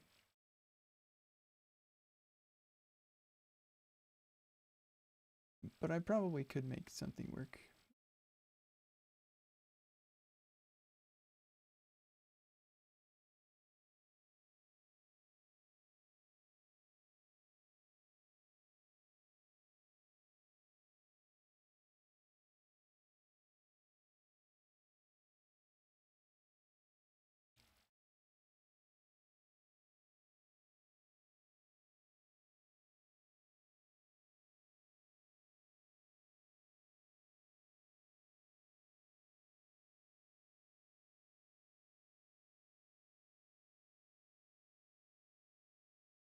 Okay.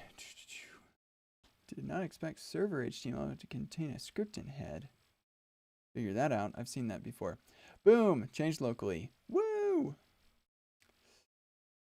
Yeah, just some weird slowness on my machine right now, but now that's interesting. I think I know why that's happening. Except for one thing. I'm gonna stop this. I want to get those errors in here. I don't think I'm going to because I didn't earlier.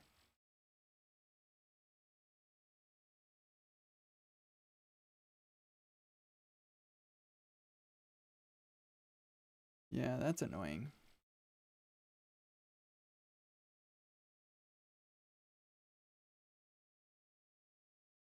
Huh.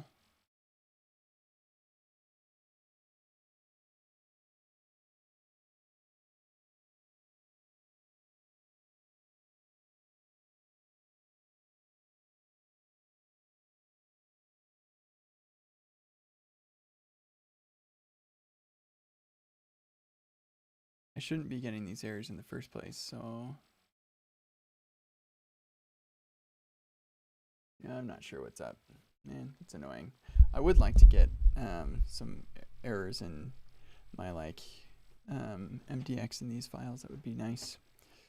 But that's a task for another time. So we have solved this problem. Yeah, this is awesome.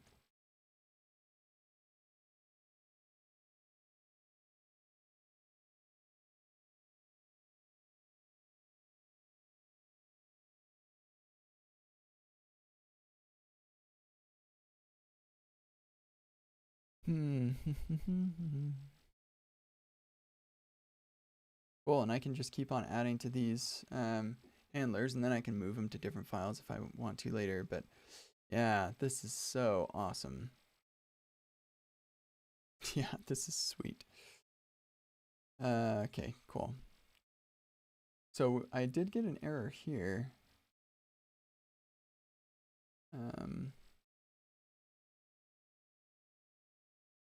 Object is possibly undefined. Oh, yes, that makes sense.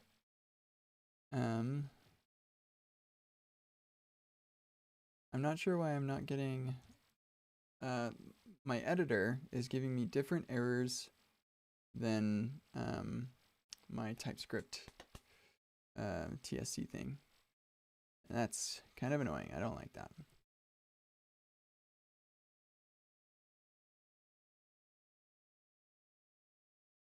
Yeah, we're loading different configs somehow. I wonder if I could do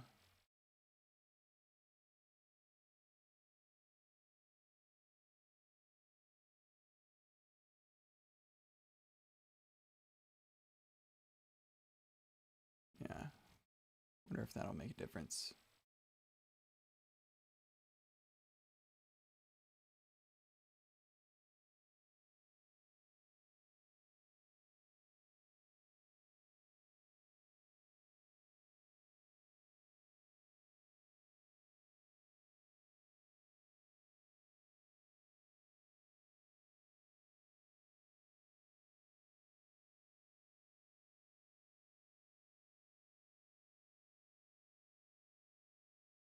Okay, but in any case,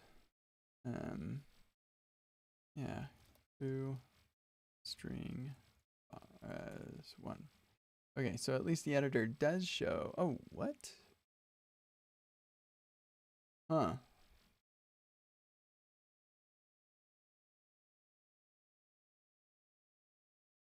Okay, good. At least there's that. But yeah, it's not showing all the same errors. I'm not sure, but I'm gonna get this committed. Yeah, let me just do, whoops. Take a look at our package.json really quick for Cypress. Now we're gonna start with mocks.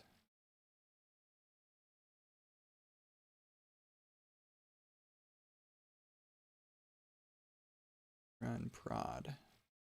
We just start with nothing. And it's loading everything from prod. Yeah, so that's something we could do one day, but I'm not going to right now. Commit, add mocks.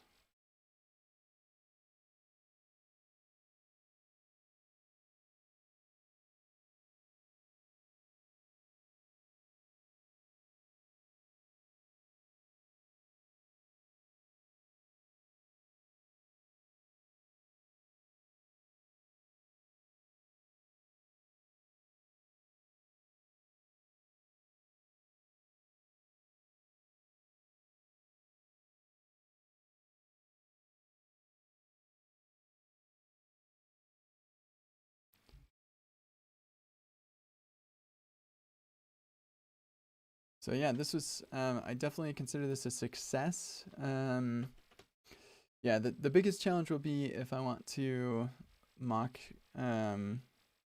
something like differently or specially for a certain test, but I'm not quite there yet. And so I'm not going to worry about it right now. But eventually we will probably get to that point, and that is something I will do. Sorry, just looking at some things in here.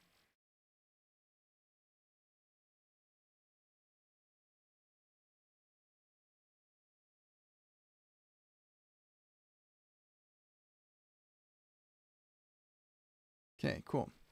And it takes about like 5 minutes to deploy.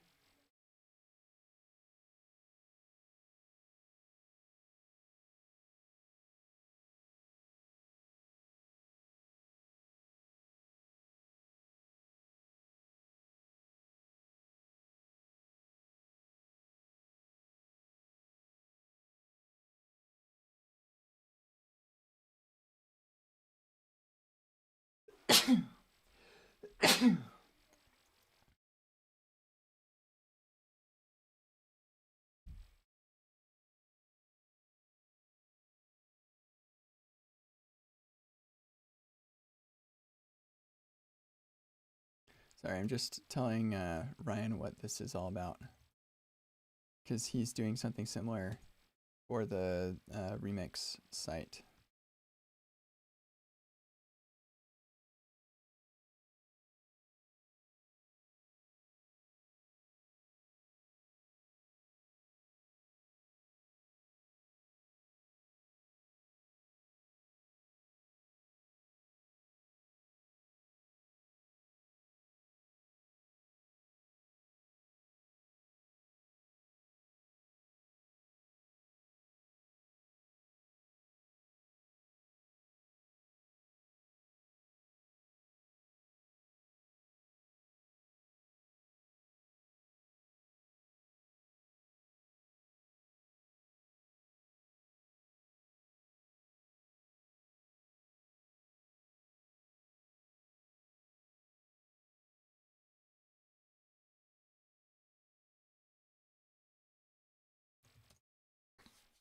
Yeah, this is cool.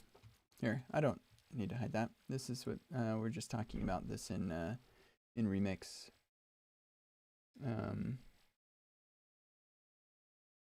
Yeah, the last challenge here will be how to make how to test things like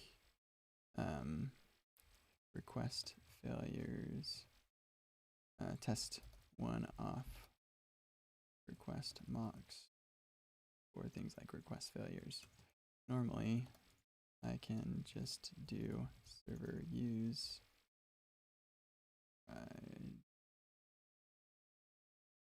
handlers here in my test, but my tests and the app are running in different contexts. So that's the issue. Remix apps will be so easy to build, they won't need tests. I need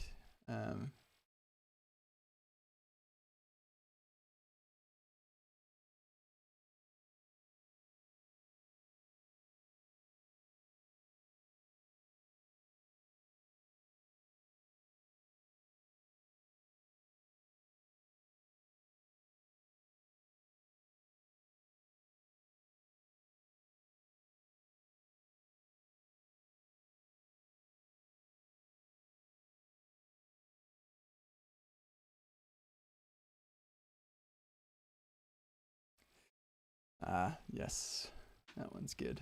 Okay.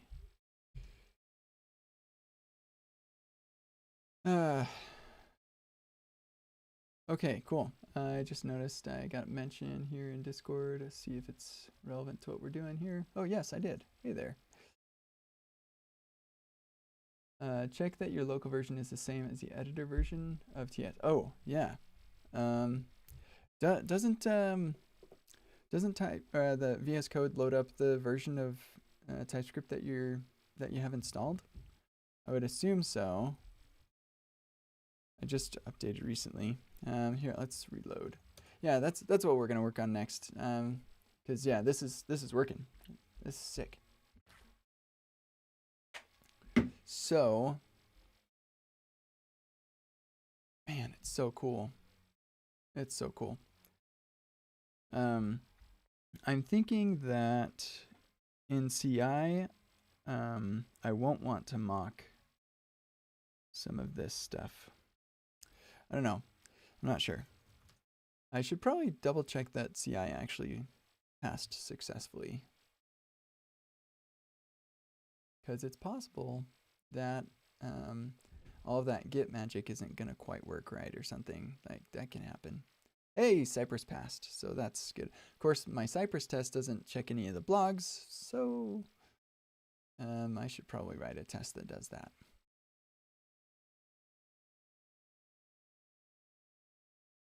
Oh, come on. Whatever.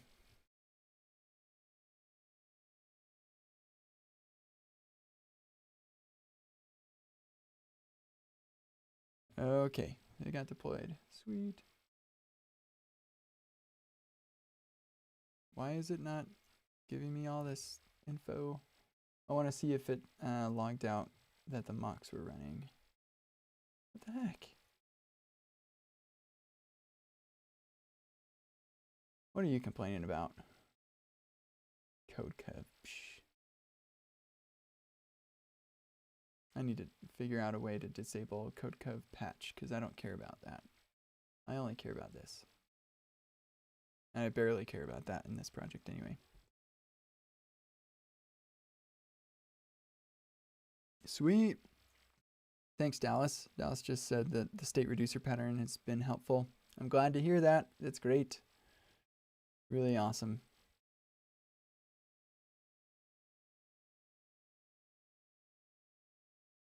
Why am I not seeing all the output? What the heck? That's annoying. I'm pretty sure it'll run with the mocks. And I think that I don't want to do that. Okay, so yeah, let's figure out what's going on with this TypeScript nonsense.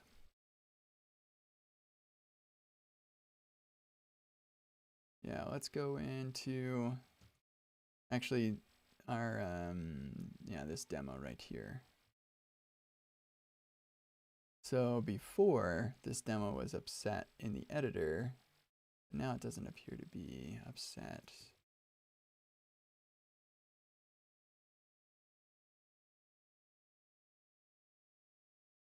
Yeah, TypeScript's just not ready in here. Wake up. There we go. Okay. Huh. I guess it's okay now. So restarting the editor made it happy. Okay, cool. I can dig it. And before, I didn't have this, and my editor wasn't showing that's a problem, but now it is. Sweet. And I just realized that in my shared config, I think I need no index, something, something. Oh, shoot, that's not a yes config. I'm not going to get autocomplete. Config. Compiler options.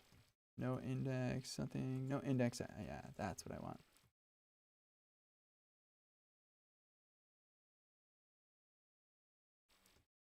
All right. Now let's see what you think of me, TypeScript.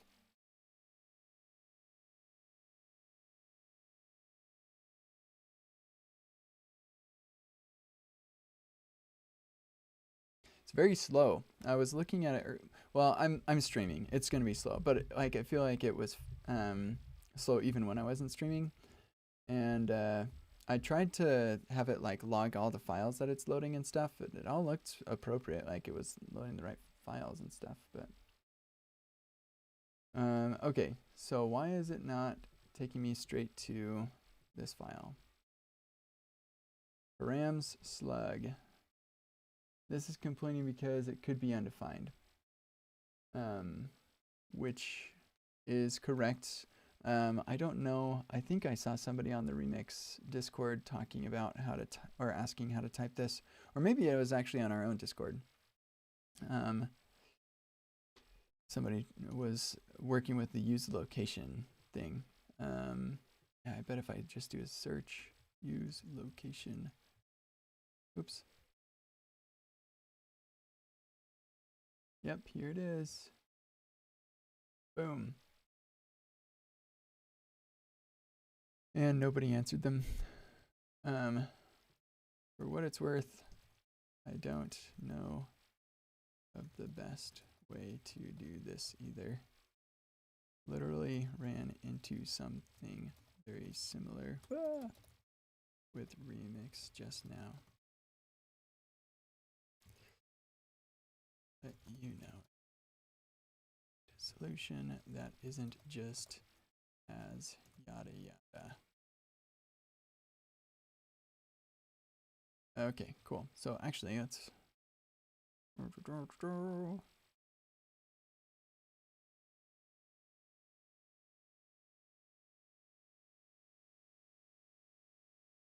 wanna know whether there's a good way to type params in the loader so it doesn't say everything string.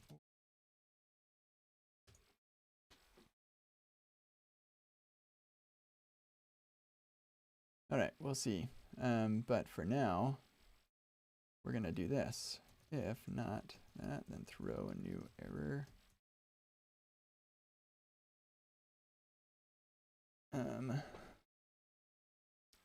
This is very, very bad.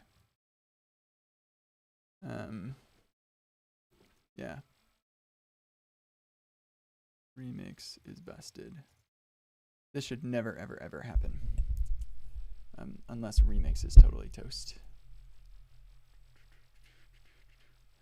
Okay, cool.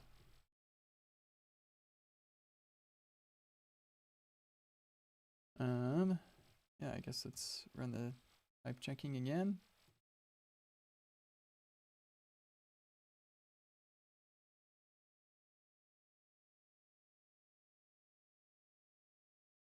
Yeah, this is so cool. I love it.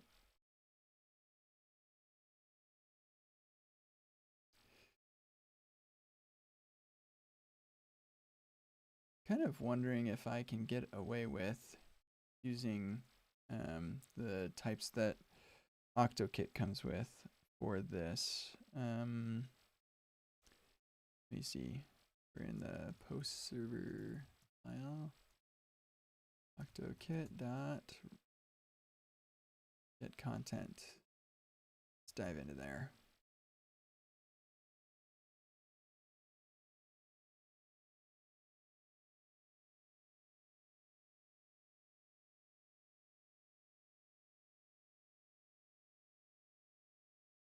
Oh, that's interesting. What content response endpoints get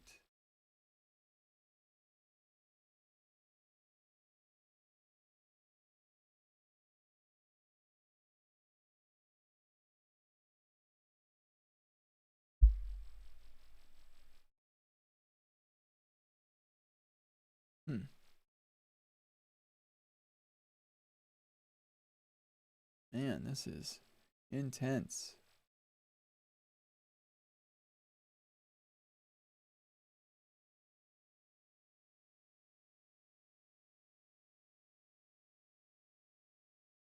For goodness sake.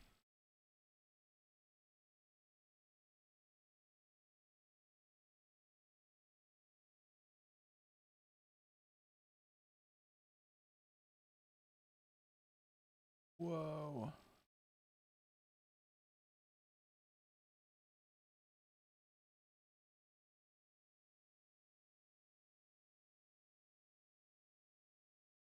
Holy criminy. All right, well, who the devil made this? This must be generated. It has to be. That's nuts.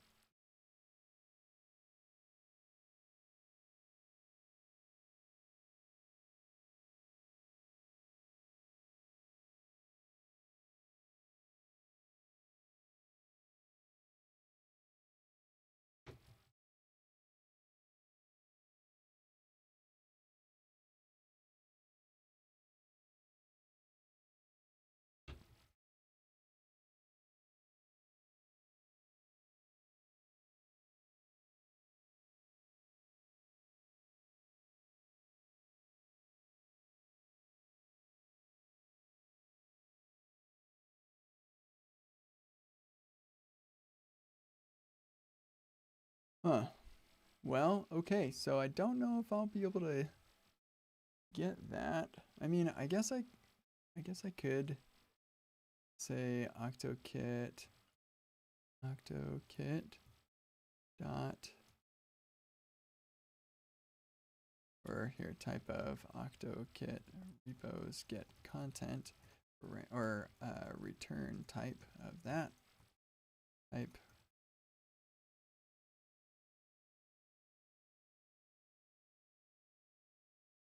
Okay. Oh, here, let's come back.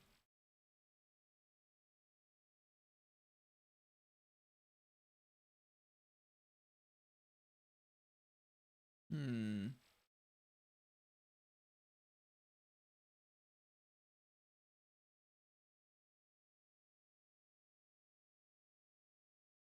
Yeah, okay, maybe not. Maybe it doesn't matter.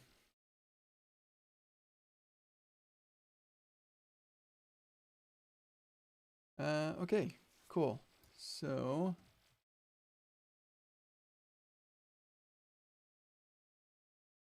need to figure out what I want to do next, I guess. That I kind of thought that would take longer than I expected. What do I've got on my list? Oh yeah, I have this thing on my list that every time I look at my list, I need to stretch. So that's good because I do not stretch enough.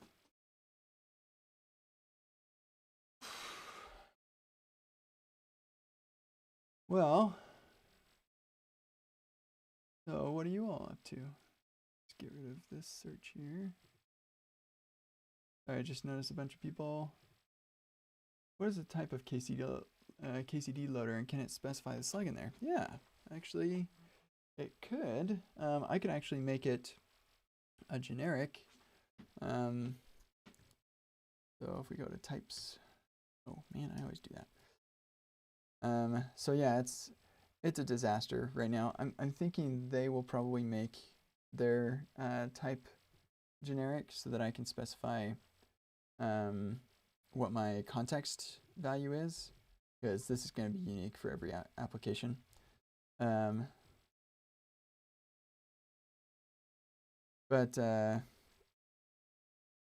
what is this? Oh, did I do that? I think I was just playing around. Whoops. Yeah, so I could say params extends record string.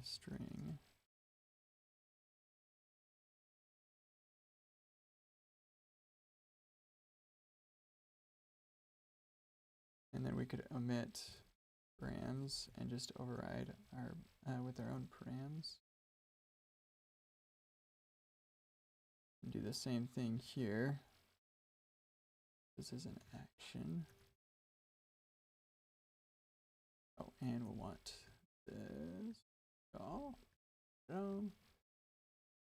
see what happens there. So then if I come over here and I say, so it's complaining because I need to pass it the params. That would be annoying. So instead of extends, let's do, or maybe in addition.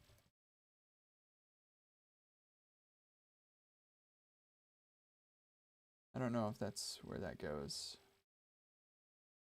If the equals goes first or not. Maybe not.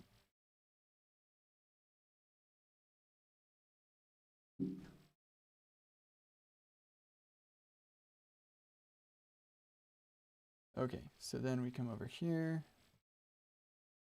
Yeah, okay, sweet. So now params is any. Well, that's not exactly what I wanted.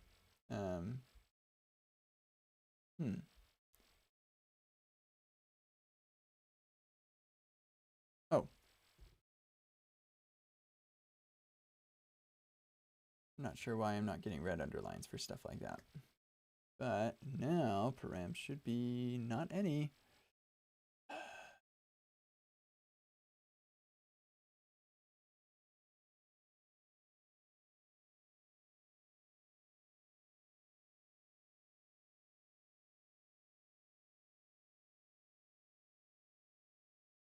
Yeah, that's annoying. I don't know why that's not working.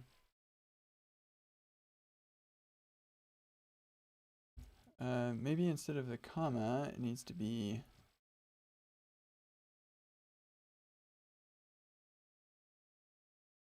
that is possible. I'm not getting any underlines for this, and that's, oh, probably because it's not included.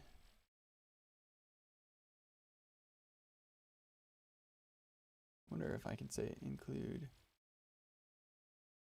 types. You know what? Let's just do this.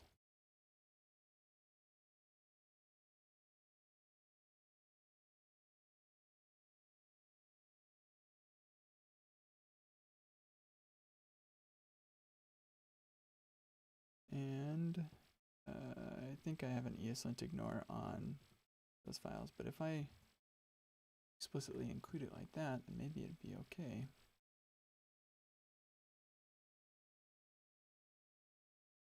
Let's just not put anything to chance. We'll just do a reload.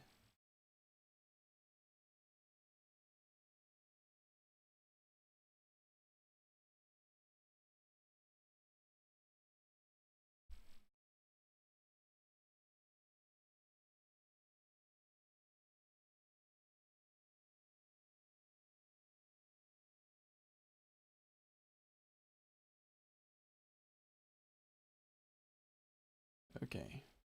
And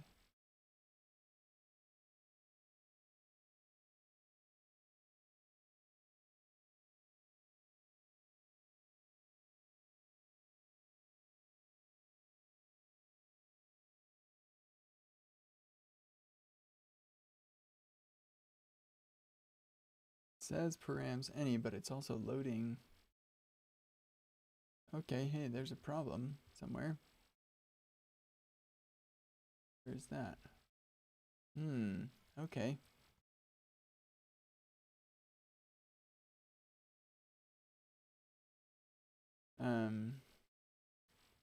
Yes, I suppose that should be listed in dependencies.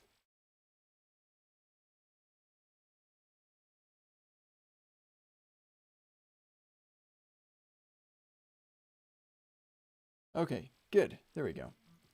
So now if we say my params are going to be a slug string, then I should get a warning here.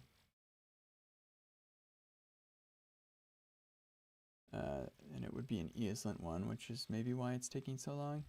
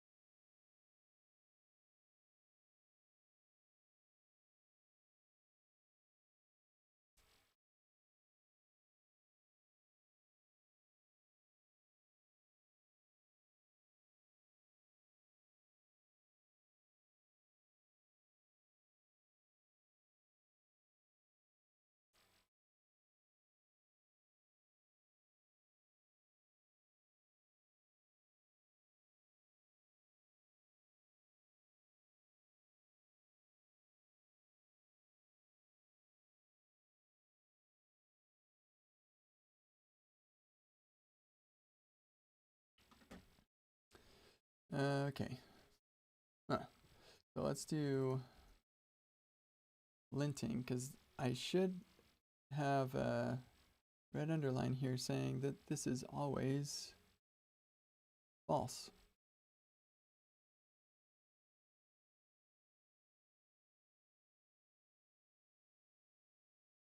In ESLint to use the import cycle detection. I don't know. I think that honestly, I should disable that. Or I believe I do disable a bunch of rules for TypeScript files. If we go to possible errors on import, TS. Yeah, so I just disable no unresolved. Yeah, so I guess we have no cycle. And you said that one's pretty slow. ESLint import no cycle.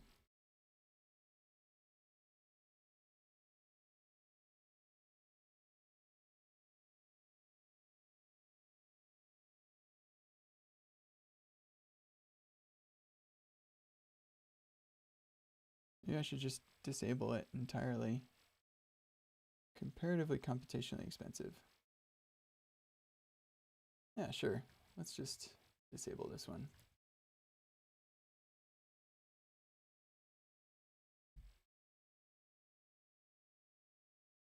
Aha! I copy pasted that from the internet. Are you happy with unknown? Will you be pleased with that? We shall see. Okay.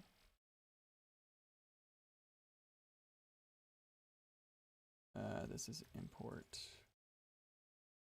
This rule is quite slow.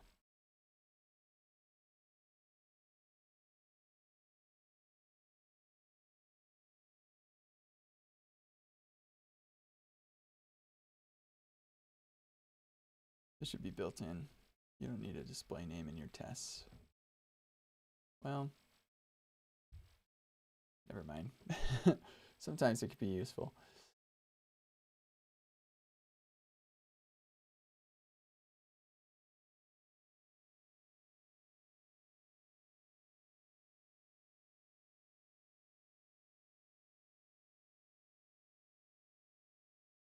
Yeah, I don't know why I'm not getting this error.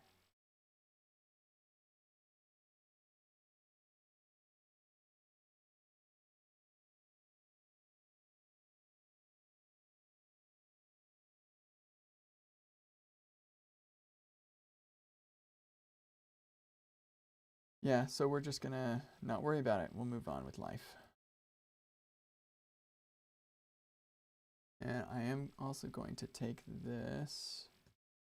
Okay, that one's good now. We're gonna take this.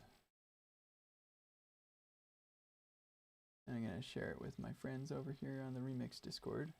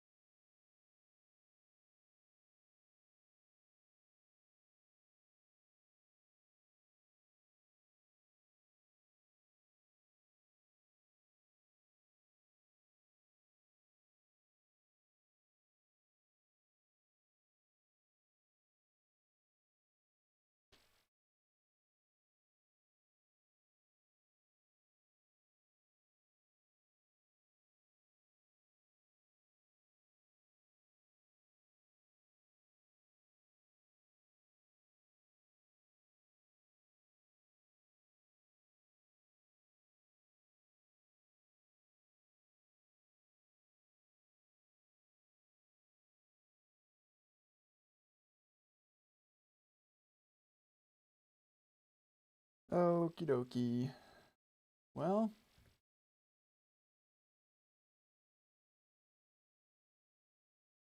improve types a bit. So there's a ton of stuff. It's just kind of hard for me to know what I should work on with my website until I get a designer, or design implementation and stuff, because they're gonna have a kind of a vision for where things are gonna be. I'm gonna delete that. We don't need that. Well, here, let's just do this. Demo.txt or this is a demo.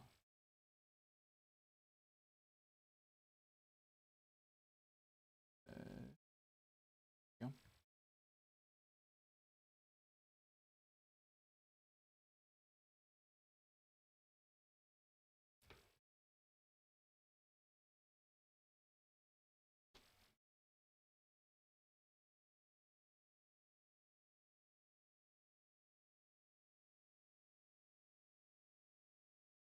Mikhail just sent me a PR to fix something in my. Oh, nice.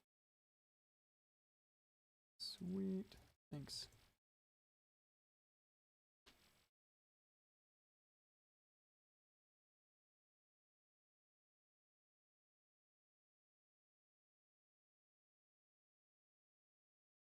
Oh, here, let's figure out what this is complaining about. See if we can reproduce it first.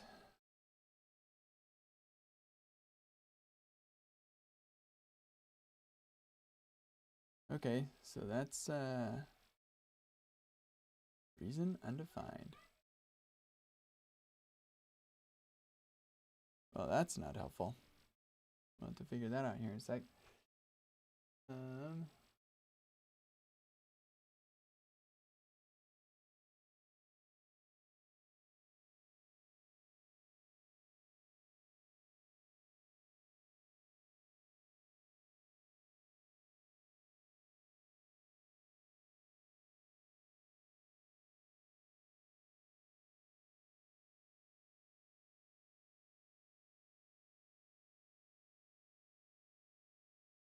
Sorry, I need to just find the perfect KIF really quick. KIFs.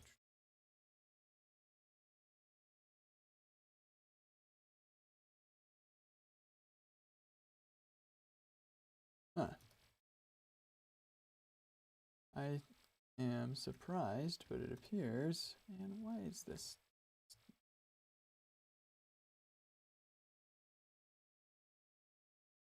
There does not appear to be a KIF of me just crying. I guess I could do the laugh cry. That's okay.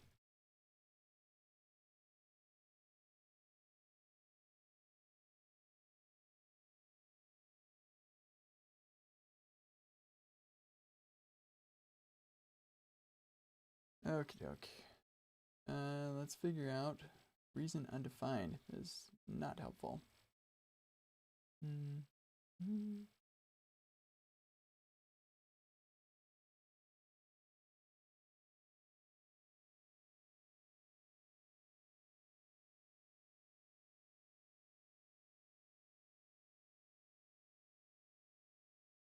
Okay, and this is to get the contents of the directory.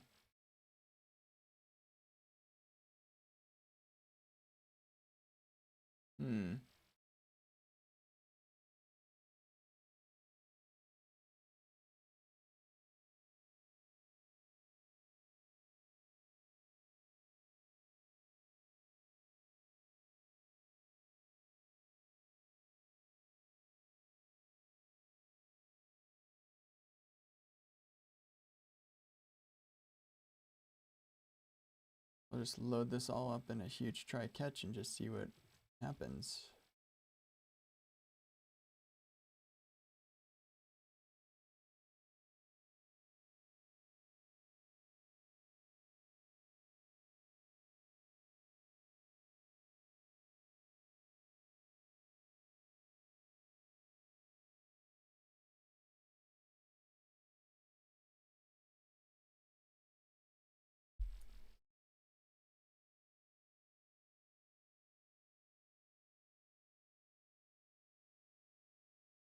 Aha! Exists on disk, but not in head. Ah, that makes sense. So, yeah, this is an interesting problem. So I can't do the get SHA stuff with stuff that is not committed. But I definitely will want to be able to do this. So I think I may need to create my own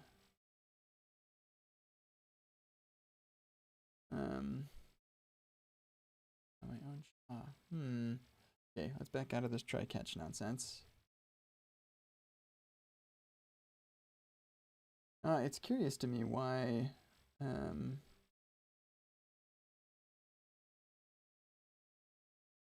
oh, I think I know why. Because we rejected this. We need to reject a new error.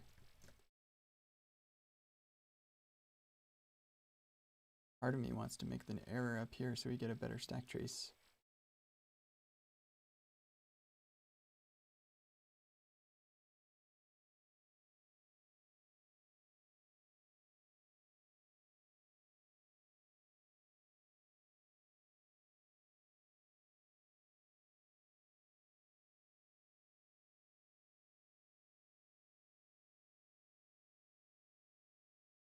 What are you complaining about? Oh, haha. To row.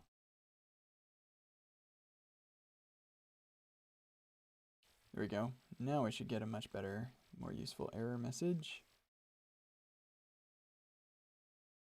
It may even have a nice stack trace. I don't know if it shows the stack trace here, but it might for us in here.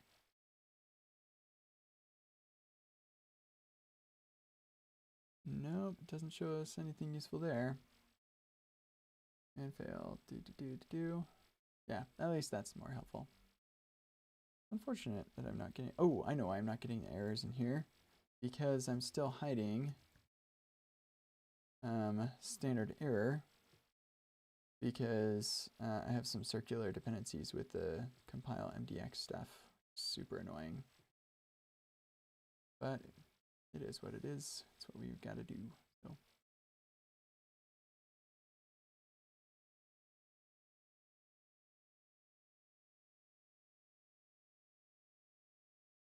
Okay, anyway,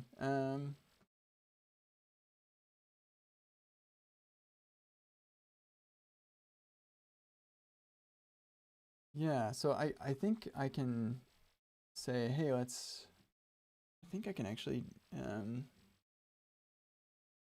oh, yeah, if it's not in Git, then when I come around here to say, hey, I've got a SHA, give me the file, I'm not going to be able to do that because it's not in Git. So I think what we need to do is, if the file exists but it's not in Git, then we will just maintain our own map of the files, of SHA to file or something like that. And then we can look it up.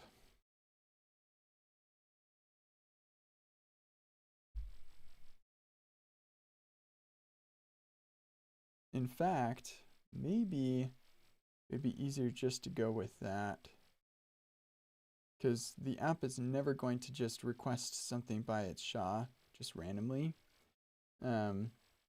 It always is going to hit this endpoint first to find out the SHAs that it needs, and then it's going to get the SHA or the file by its SHA. So that would simplify this stuff quite, not a lot, but a little bit. Let's do this. Const files by SHA. Record of string to string.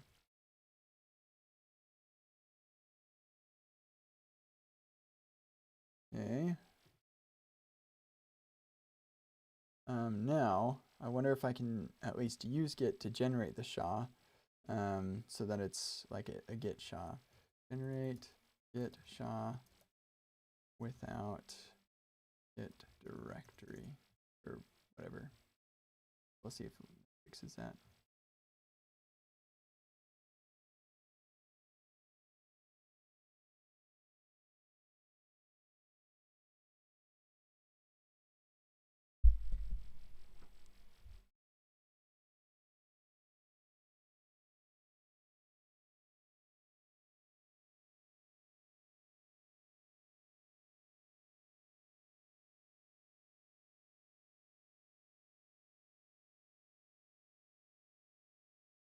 Sorry, I'm just answering a question for somebody real quick.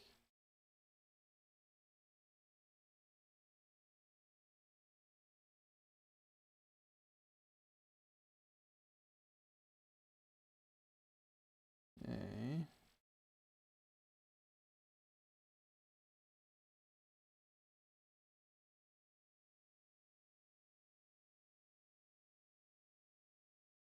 Okay, so I think hash object will work.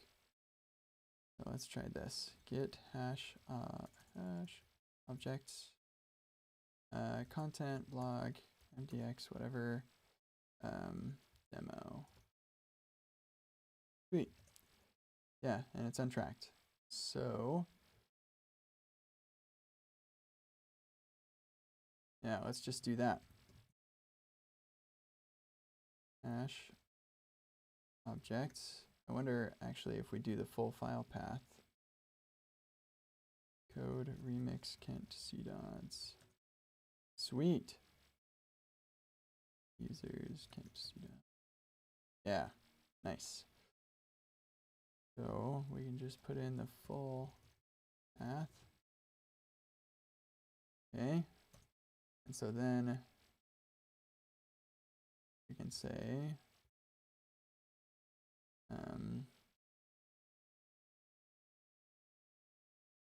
let's see. Instead of this, we're going to do an array, string and path string, or full path. No, relative path.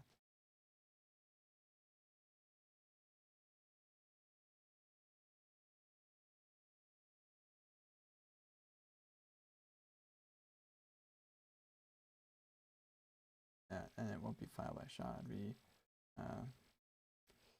files hash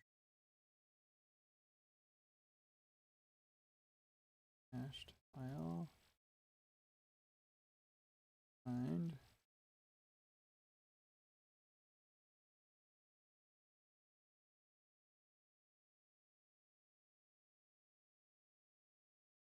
Oh wait, no, we have the path.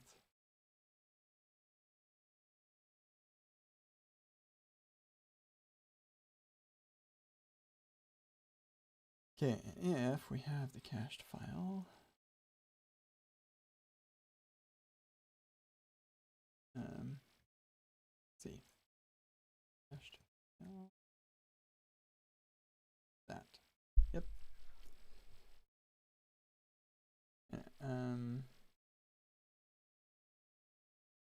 Yeah, the tricky bit is going to be like as I'm making changes, there could be, I mean, the SHA is going to change as you make changes. But I think it'll be fine because, yeah, I think it will make a difference. Even if the SHA is incorrect technically, all that matters is that we have a mapping from the relative file path to the SHA.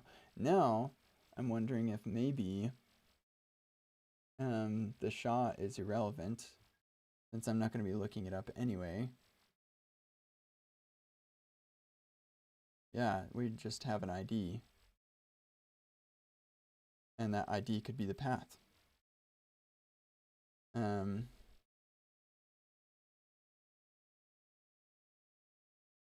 so I could say the SHA relative path. And then down here, this is the relative.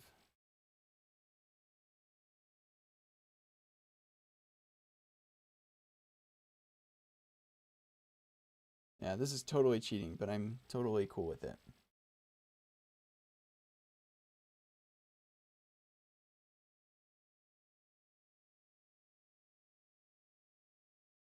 Then we can get rid of this.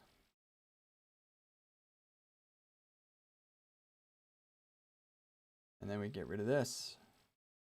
And then this.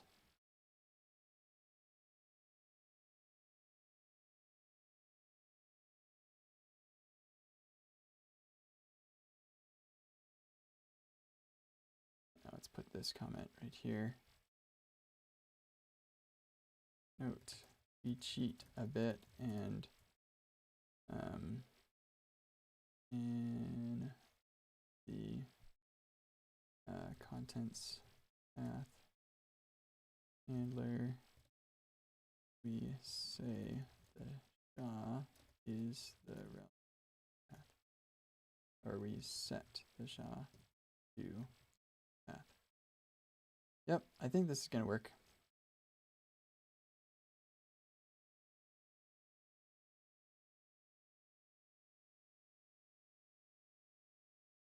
See what happens.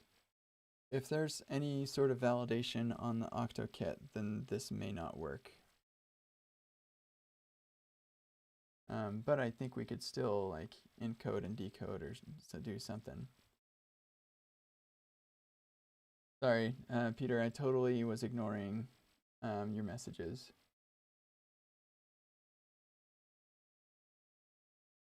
Okay, here we go. Try this.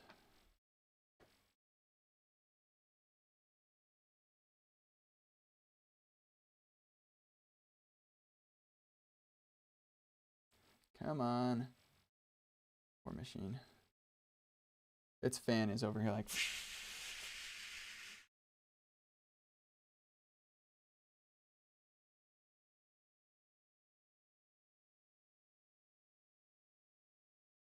I've got to find a better way to stream. I do have a streaming PC that I could use, but then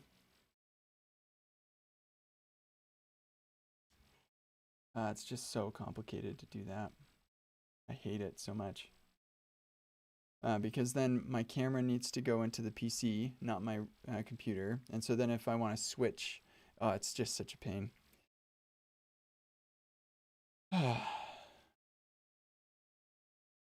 Yeah. Now, if I could make it so, yeah, I don't know. Hey, it worked. Hooray! Sweet. Now we don't have to do any git magic. Yeah, that's way easier.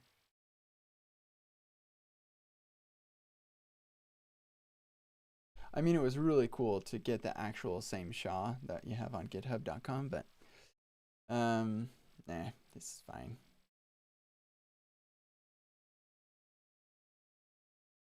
Yeah, I'm gonna add a little comment here. Note, this is a cheat code, so we don't have to determine the SHA of file. And our SHA endpoint handler doesn't have to do a reverse lookup. Sweet. Yeah, that was great. Good call there, I'd say. Okay, cool.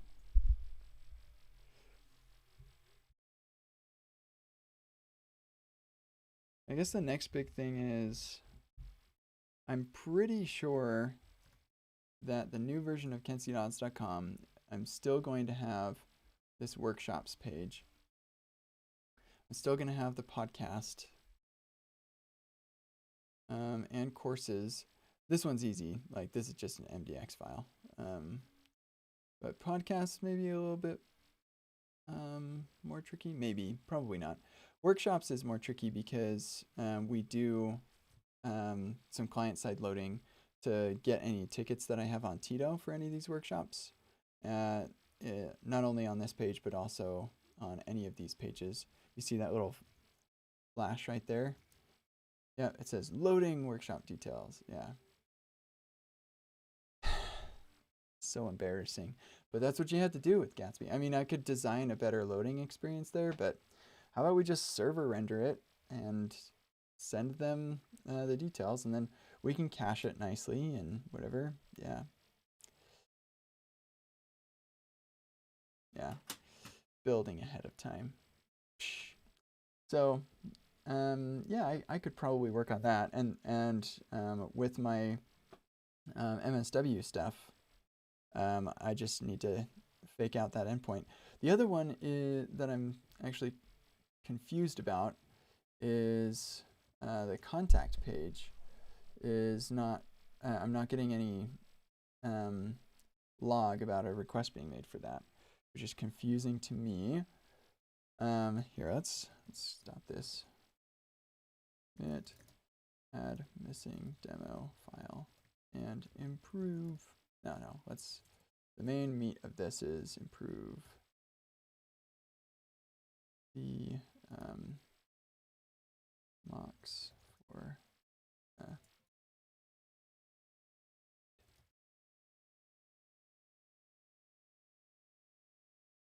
okay.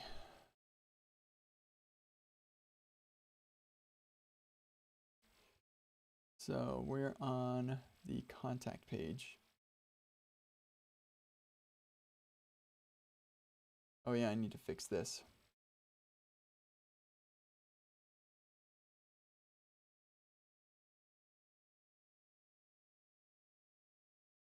Because their dead code elimination sees that function call as potentially a side effect, and that can cause problems.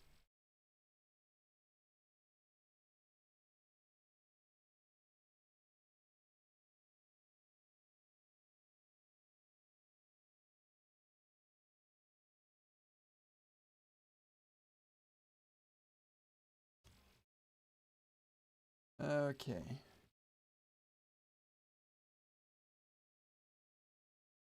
Got a couple of these.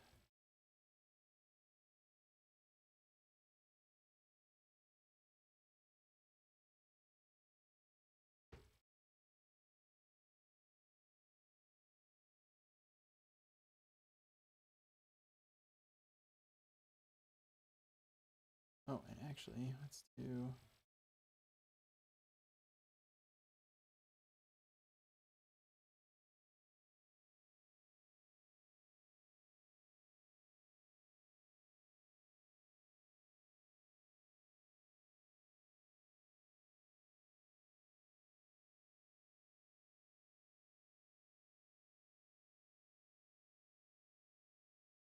Yeah, cool. Cool. So on here we have our the route, and here's our send contact email. It's a KCD action. Just keep that.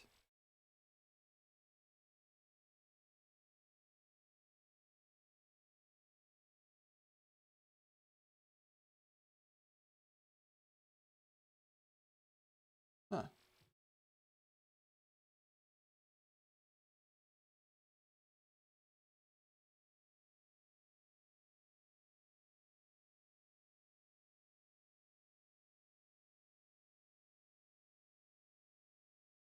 Oh, for goodness sake. Copy paste problems.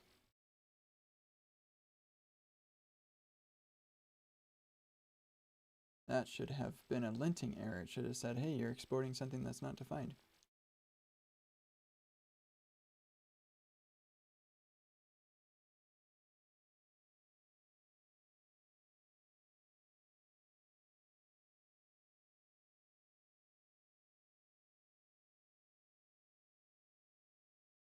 Okay, so right here, transporter, send mail. And that is what I am not sure what that does. Let's see, I'm sure it's got TypeScript definitions. It does. Luckily, it's built in, so that's nice. Oh, no, it's not. Bummer. That's in types. Node mailer. No.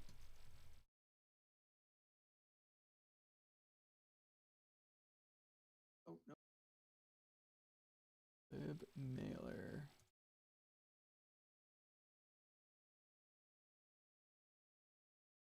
Okay.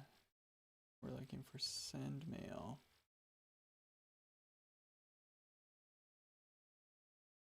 So what does this do? Get socket.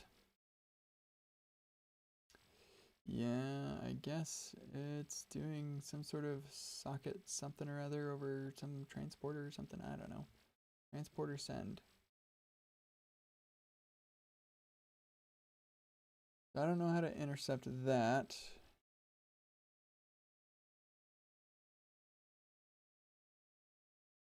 Oh. Oh, let's come over here. Where's my transporter defined? Node mailer create transport. Okay, and that's gonna be, oh man, I lost it. You gotta, don't forget to double click that thing so it sticks around. Okay, mailer, we're looking for lib.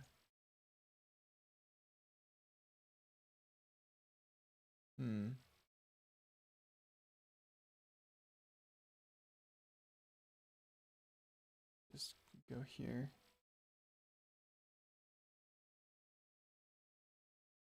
There it is, right in front of my face. Okay, send.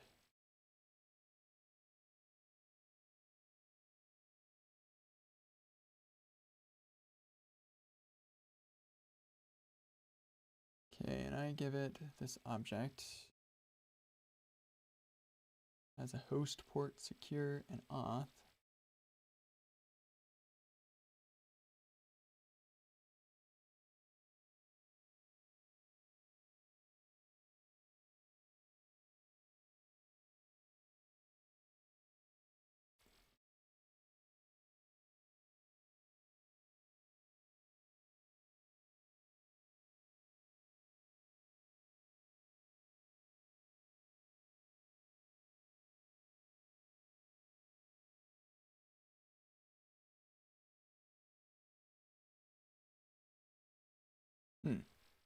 Okay, so I guess this is gonna default here.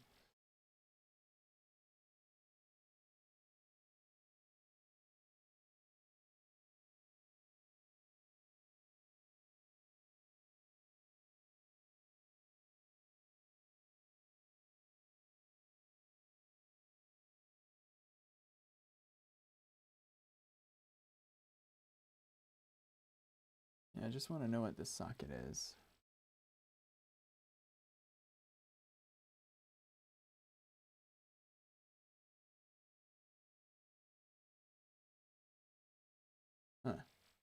Okay.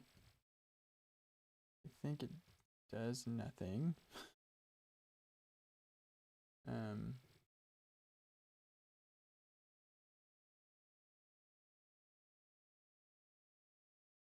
make an SMTP connection.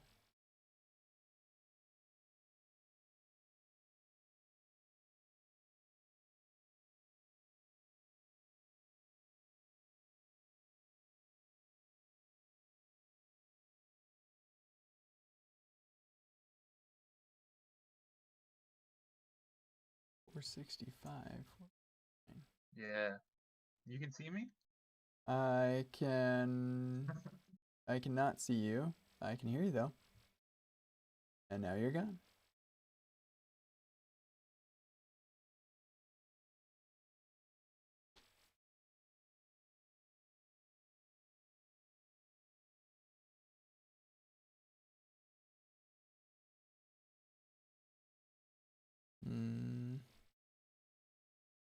Wow, this is very big.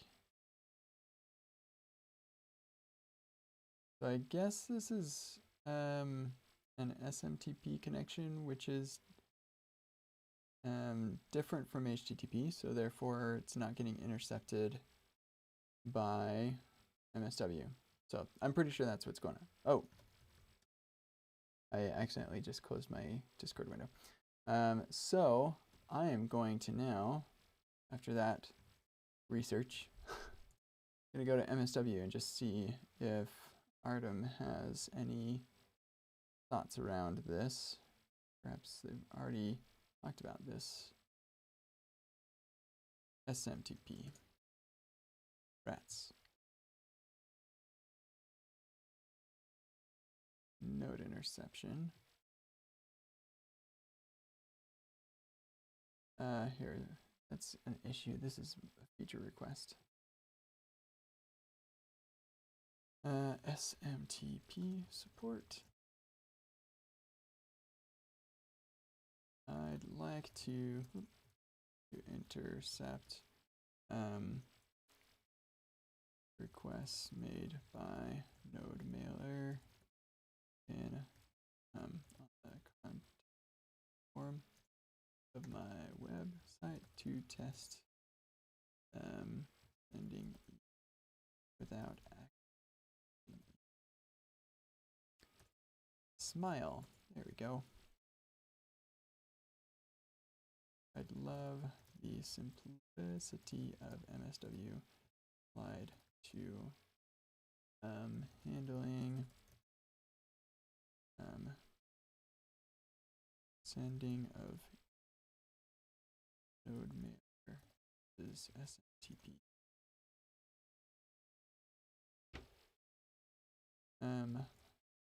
Could mock node mailer itself,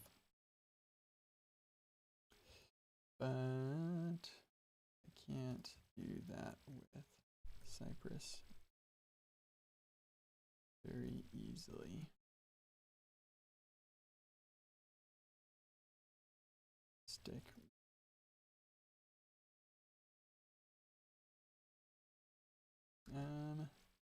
Here's my contact. Or yeah.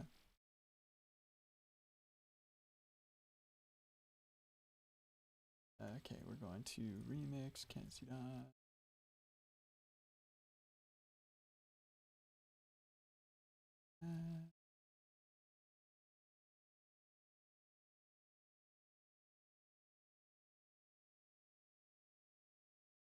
Thanks. All right. So there we go. There's that. So next, let's, you know what? I actually just had an idea. Something that I think might be kind of fun. Let's do, let's commit this stuff first. Commit, enable, dead code elimination.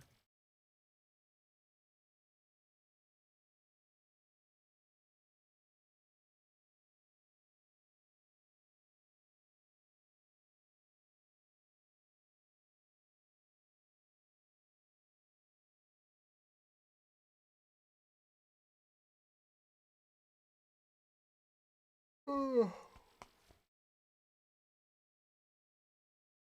want to see what happens if I go to our posts and instead of remix can't see odds, go with kentseedodds.com.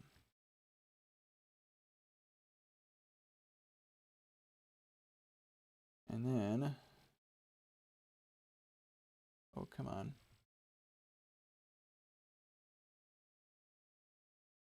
Just want to see if I can load up my actual blog posts. Okay, so let's do PM2, except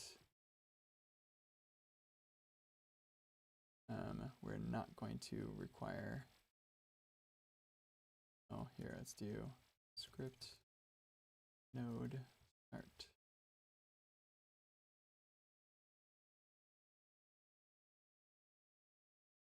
Uncomment this if you want to test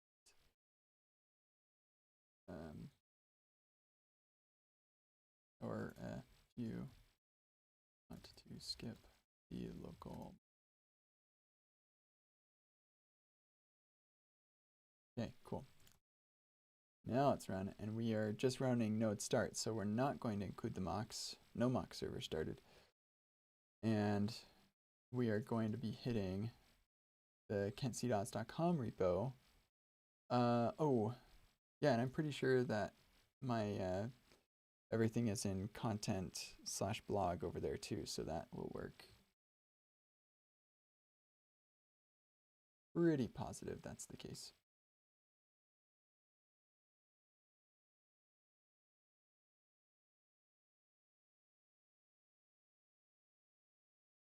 So there are 174 posts, and there's no caching here, so it's got to go and get all of those. Freaking A. Ah! Oh, that's awesome. This post is a ghost. Yeah, I have to do the, oh my gosh. For Gatsby's GraphQL stuff for its front matter or whatever, you have to have a single markdown file that has all of the values. Yeah, it's just so stupid. Yeah, okay, let's look at 2020 in review. See if we get anything. I need to add like a loading state, so at least I can see that we're transitioning. Yeah. So we're getting some tweets that I need to figure out how to get Twitter widget to here. Twitter. So what is it called? I think I'm loading it. Types. Yeah, TW, EWTTR. Oh. Guess I'm not loading it. Root TSX. Include tweets. It includes blog. Huh. Yeah, the widget should be there.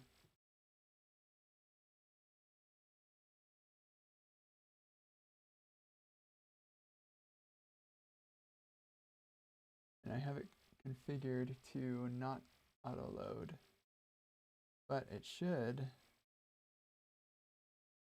Oh, you know what? I bet it's blocked by Brave. Well, I'll have to look and see if it is.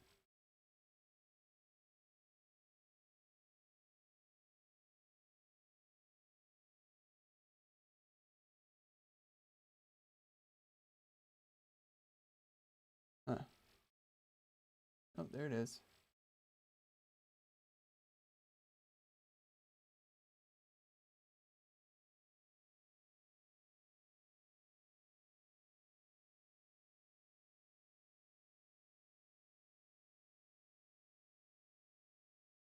All that stuff.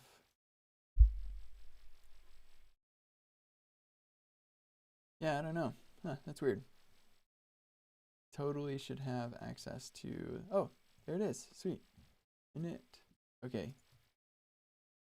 Widgets, I've got some code in the blog post page that is supposed to the widgets load.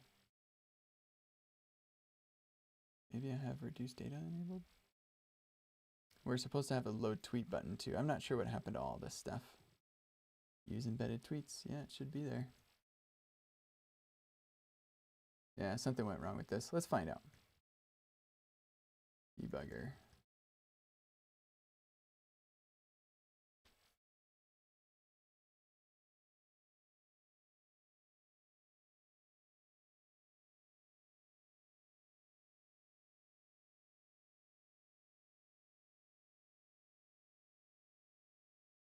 Okay, good. We're in the debugger.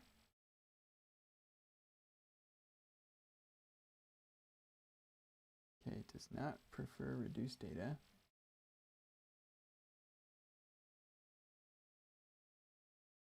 Okay, and we do have tweet nodes. Our theme is dark. If reduced data, we add a button. So we're not going to add a button. Then we get down to here.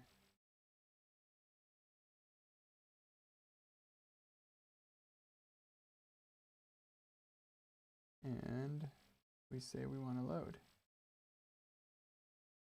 Yep, there we are.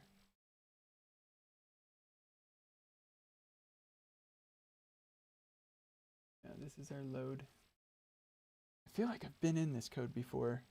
Maybe I've had this problem already, but it is definitely evaluating that. Element is inaccessible. Oh. Wait, content script. This is an extension.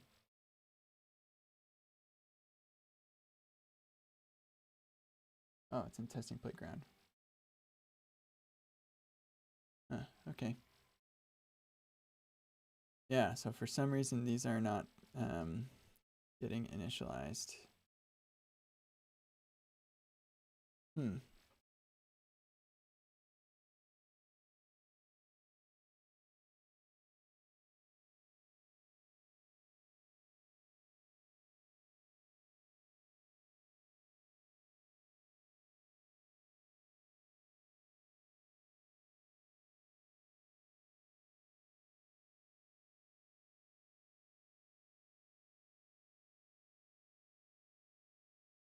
Yeah, no dice. It just stops, or it just never.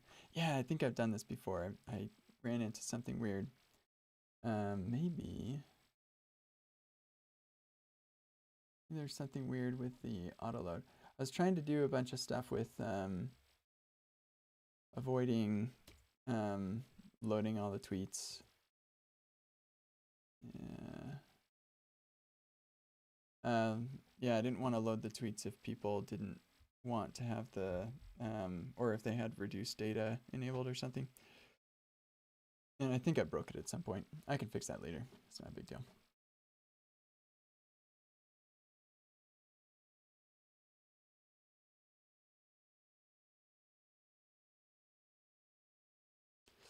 Yeah, I'm not gonna worry about it right now. But, like, am I the only one blown away that I can load all of my actual posts from my actual repo, a totally different repo, into here? That is so cool. Application state management with React. Transitioning, loading state, nothing's cached. It would be a lot faster if it was. Boom. Here we go. And images are all going to be busted. So just so that you appreciate what's going on, we're going to that remote repo. We're downloading all of the files that are part of that repo, including images, actually. We're downloading all of those, and then we're handing these files off to MDX to compile the MDX file, and then we hand that off to Rollup to bundle it all together. And then we send that to the client, which will evaluate it to get it rendered.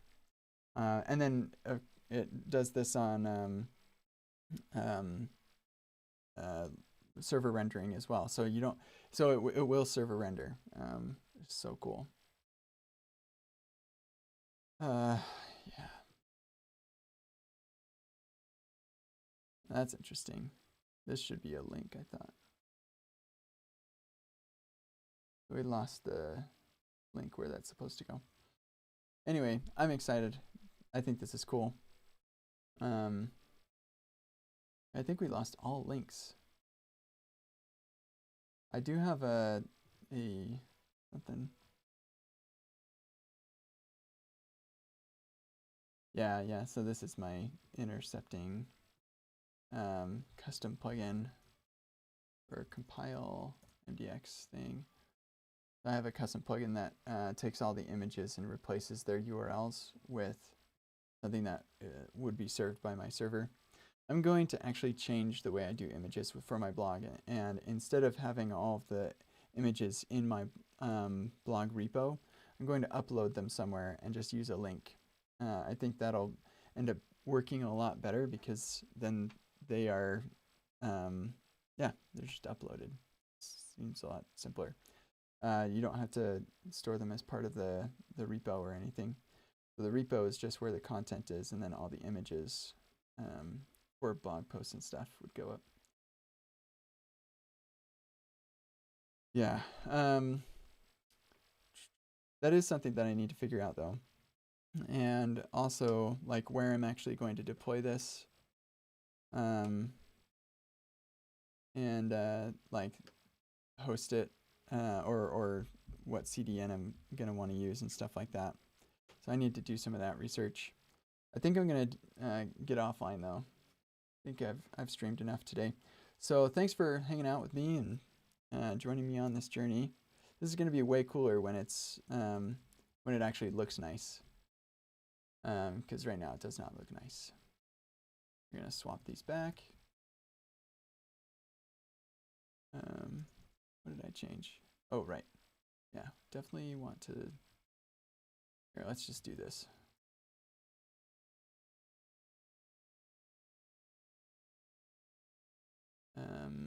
No mocks mode.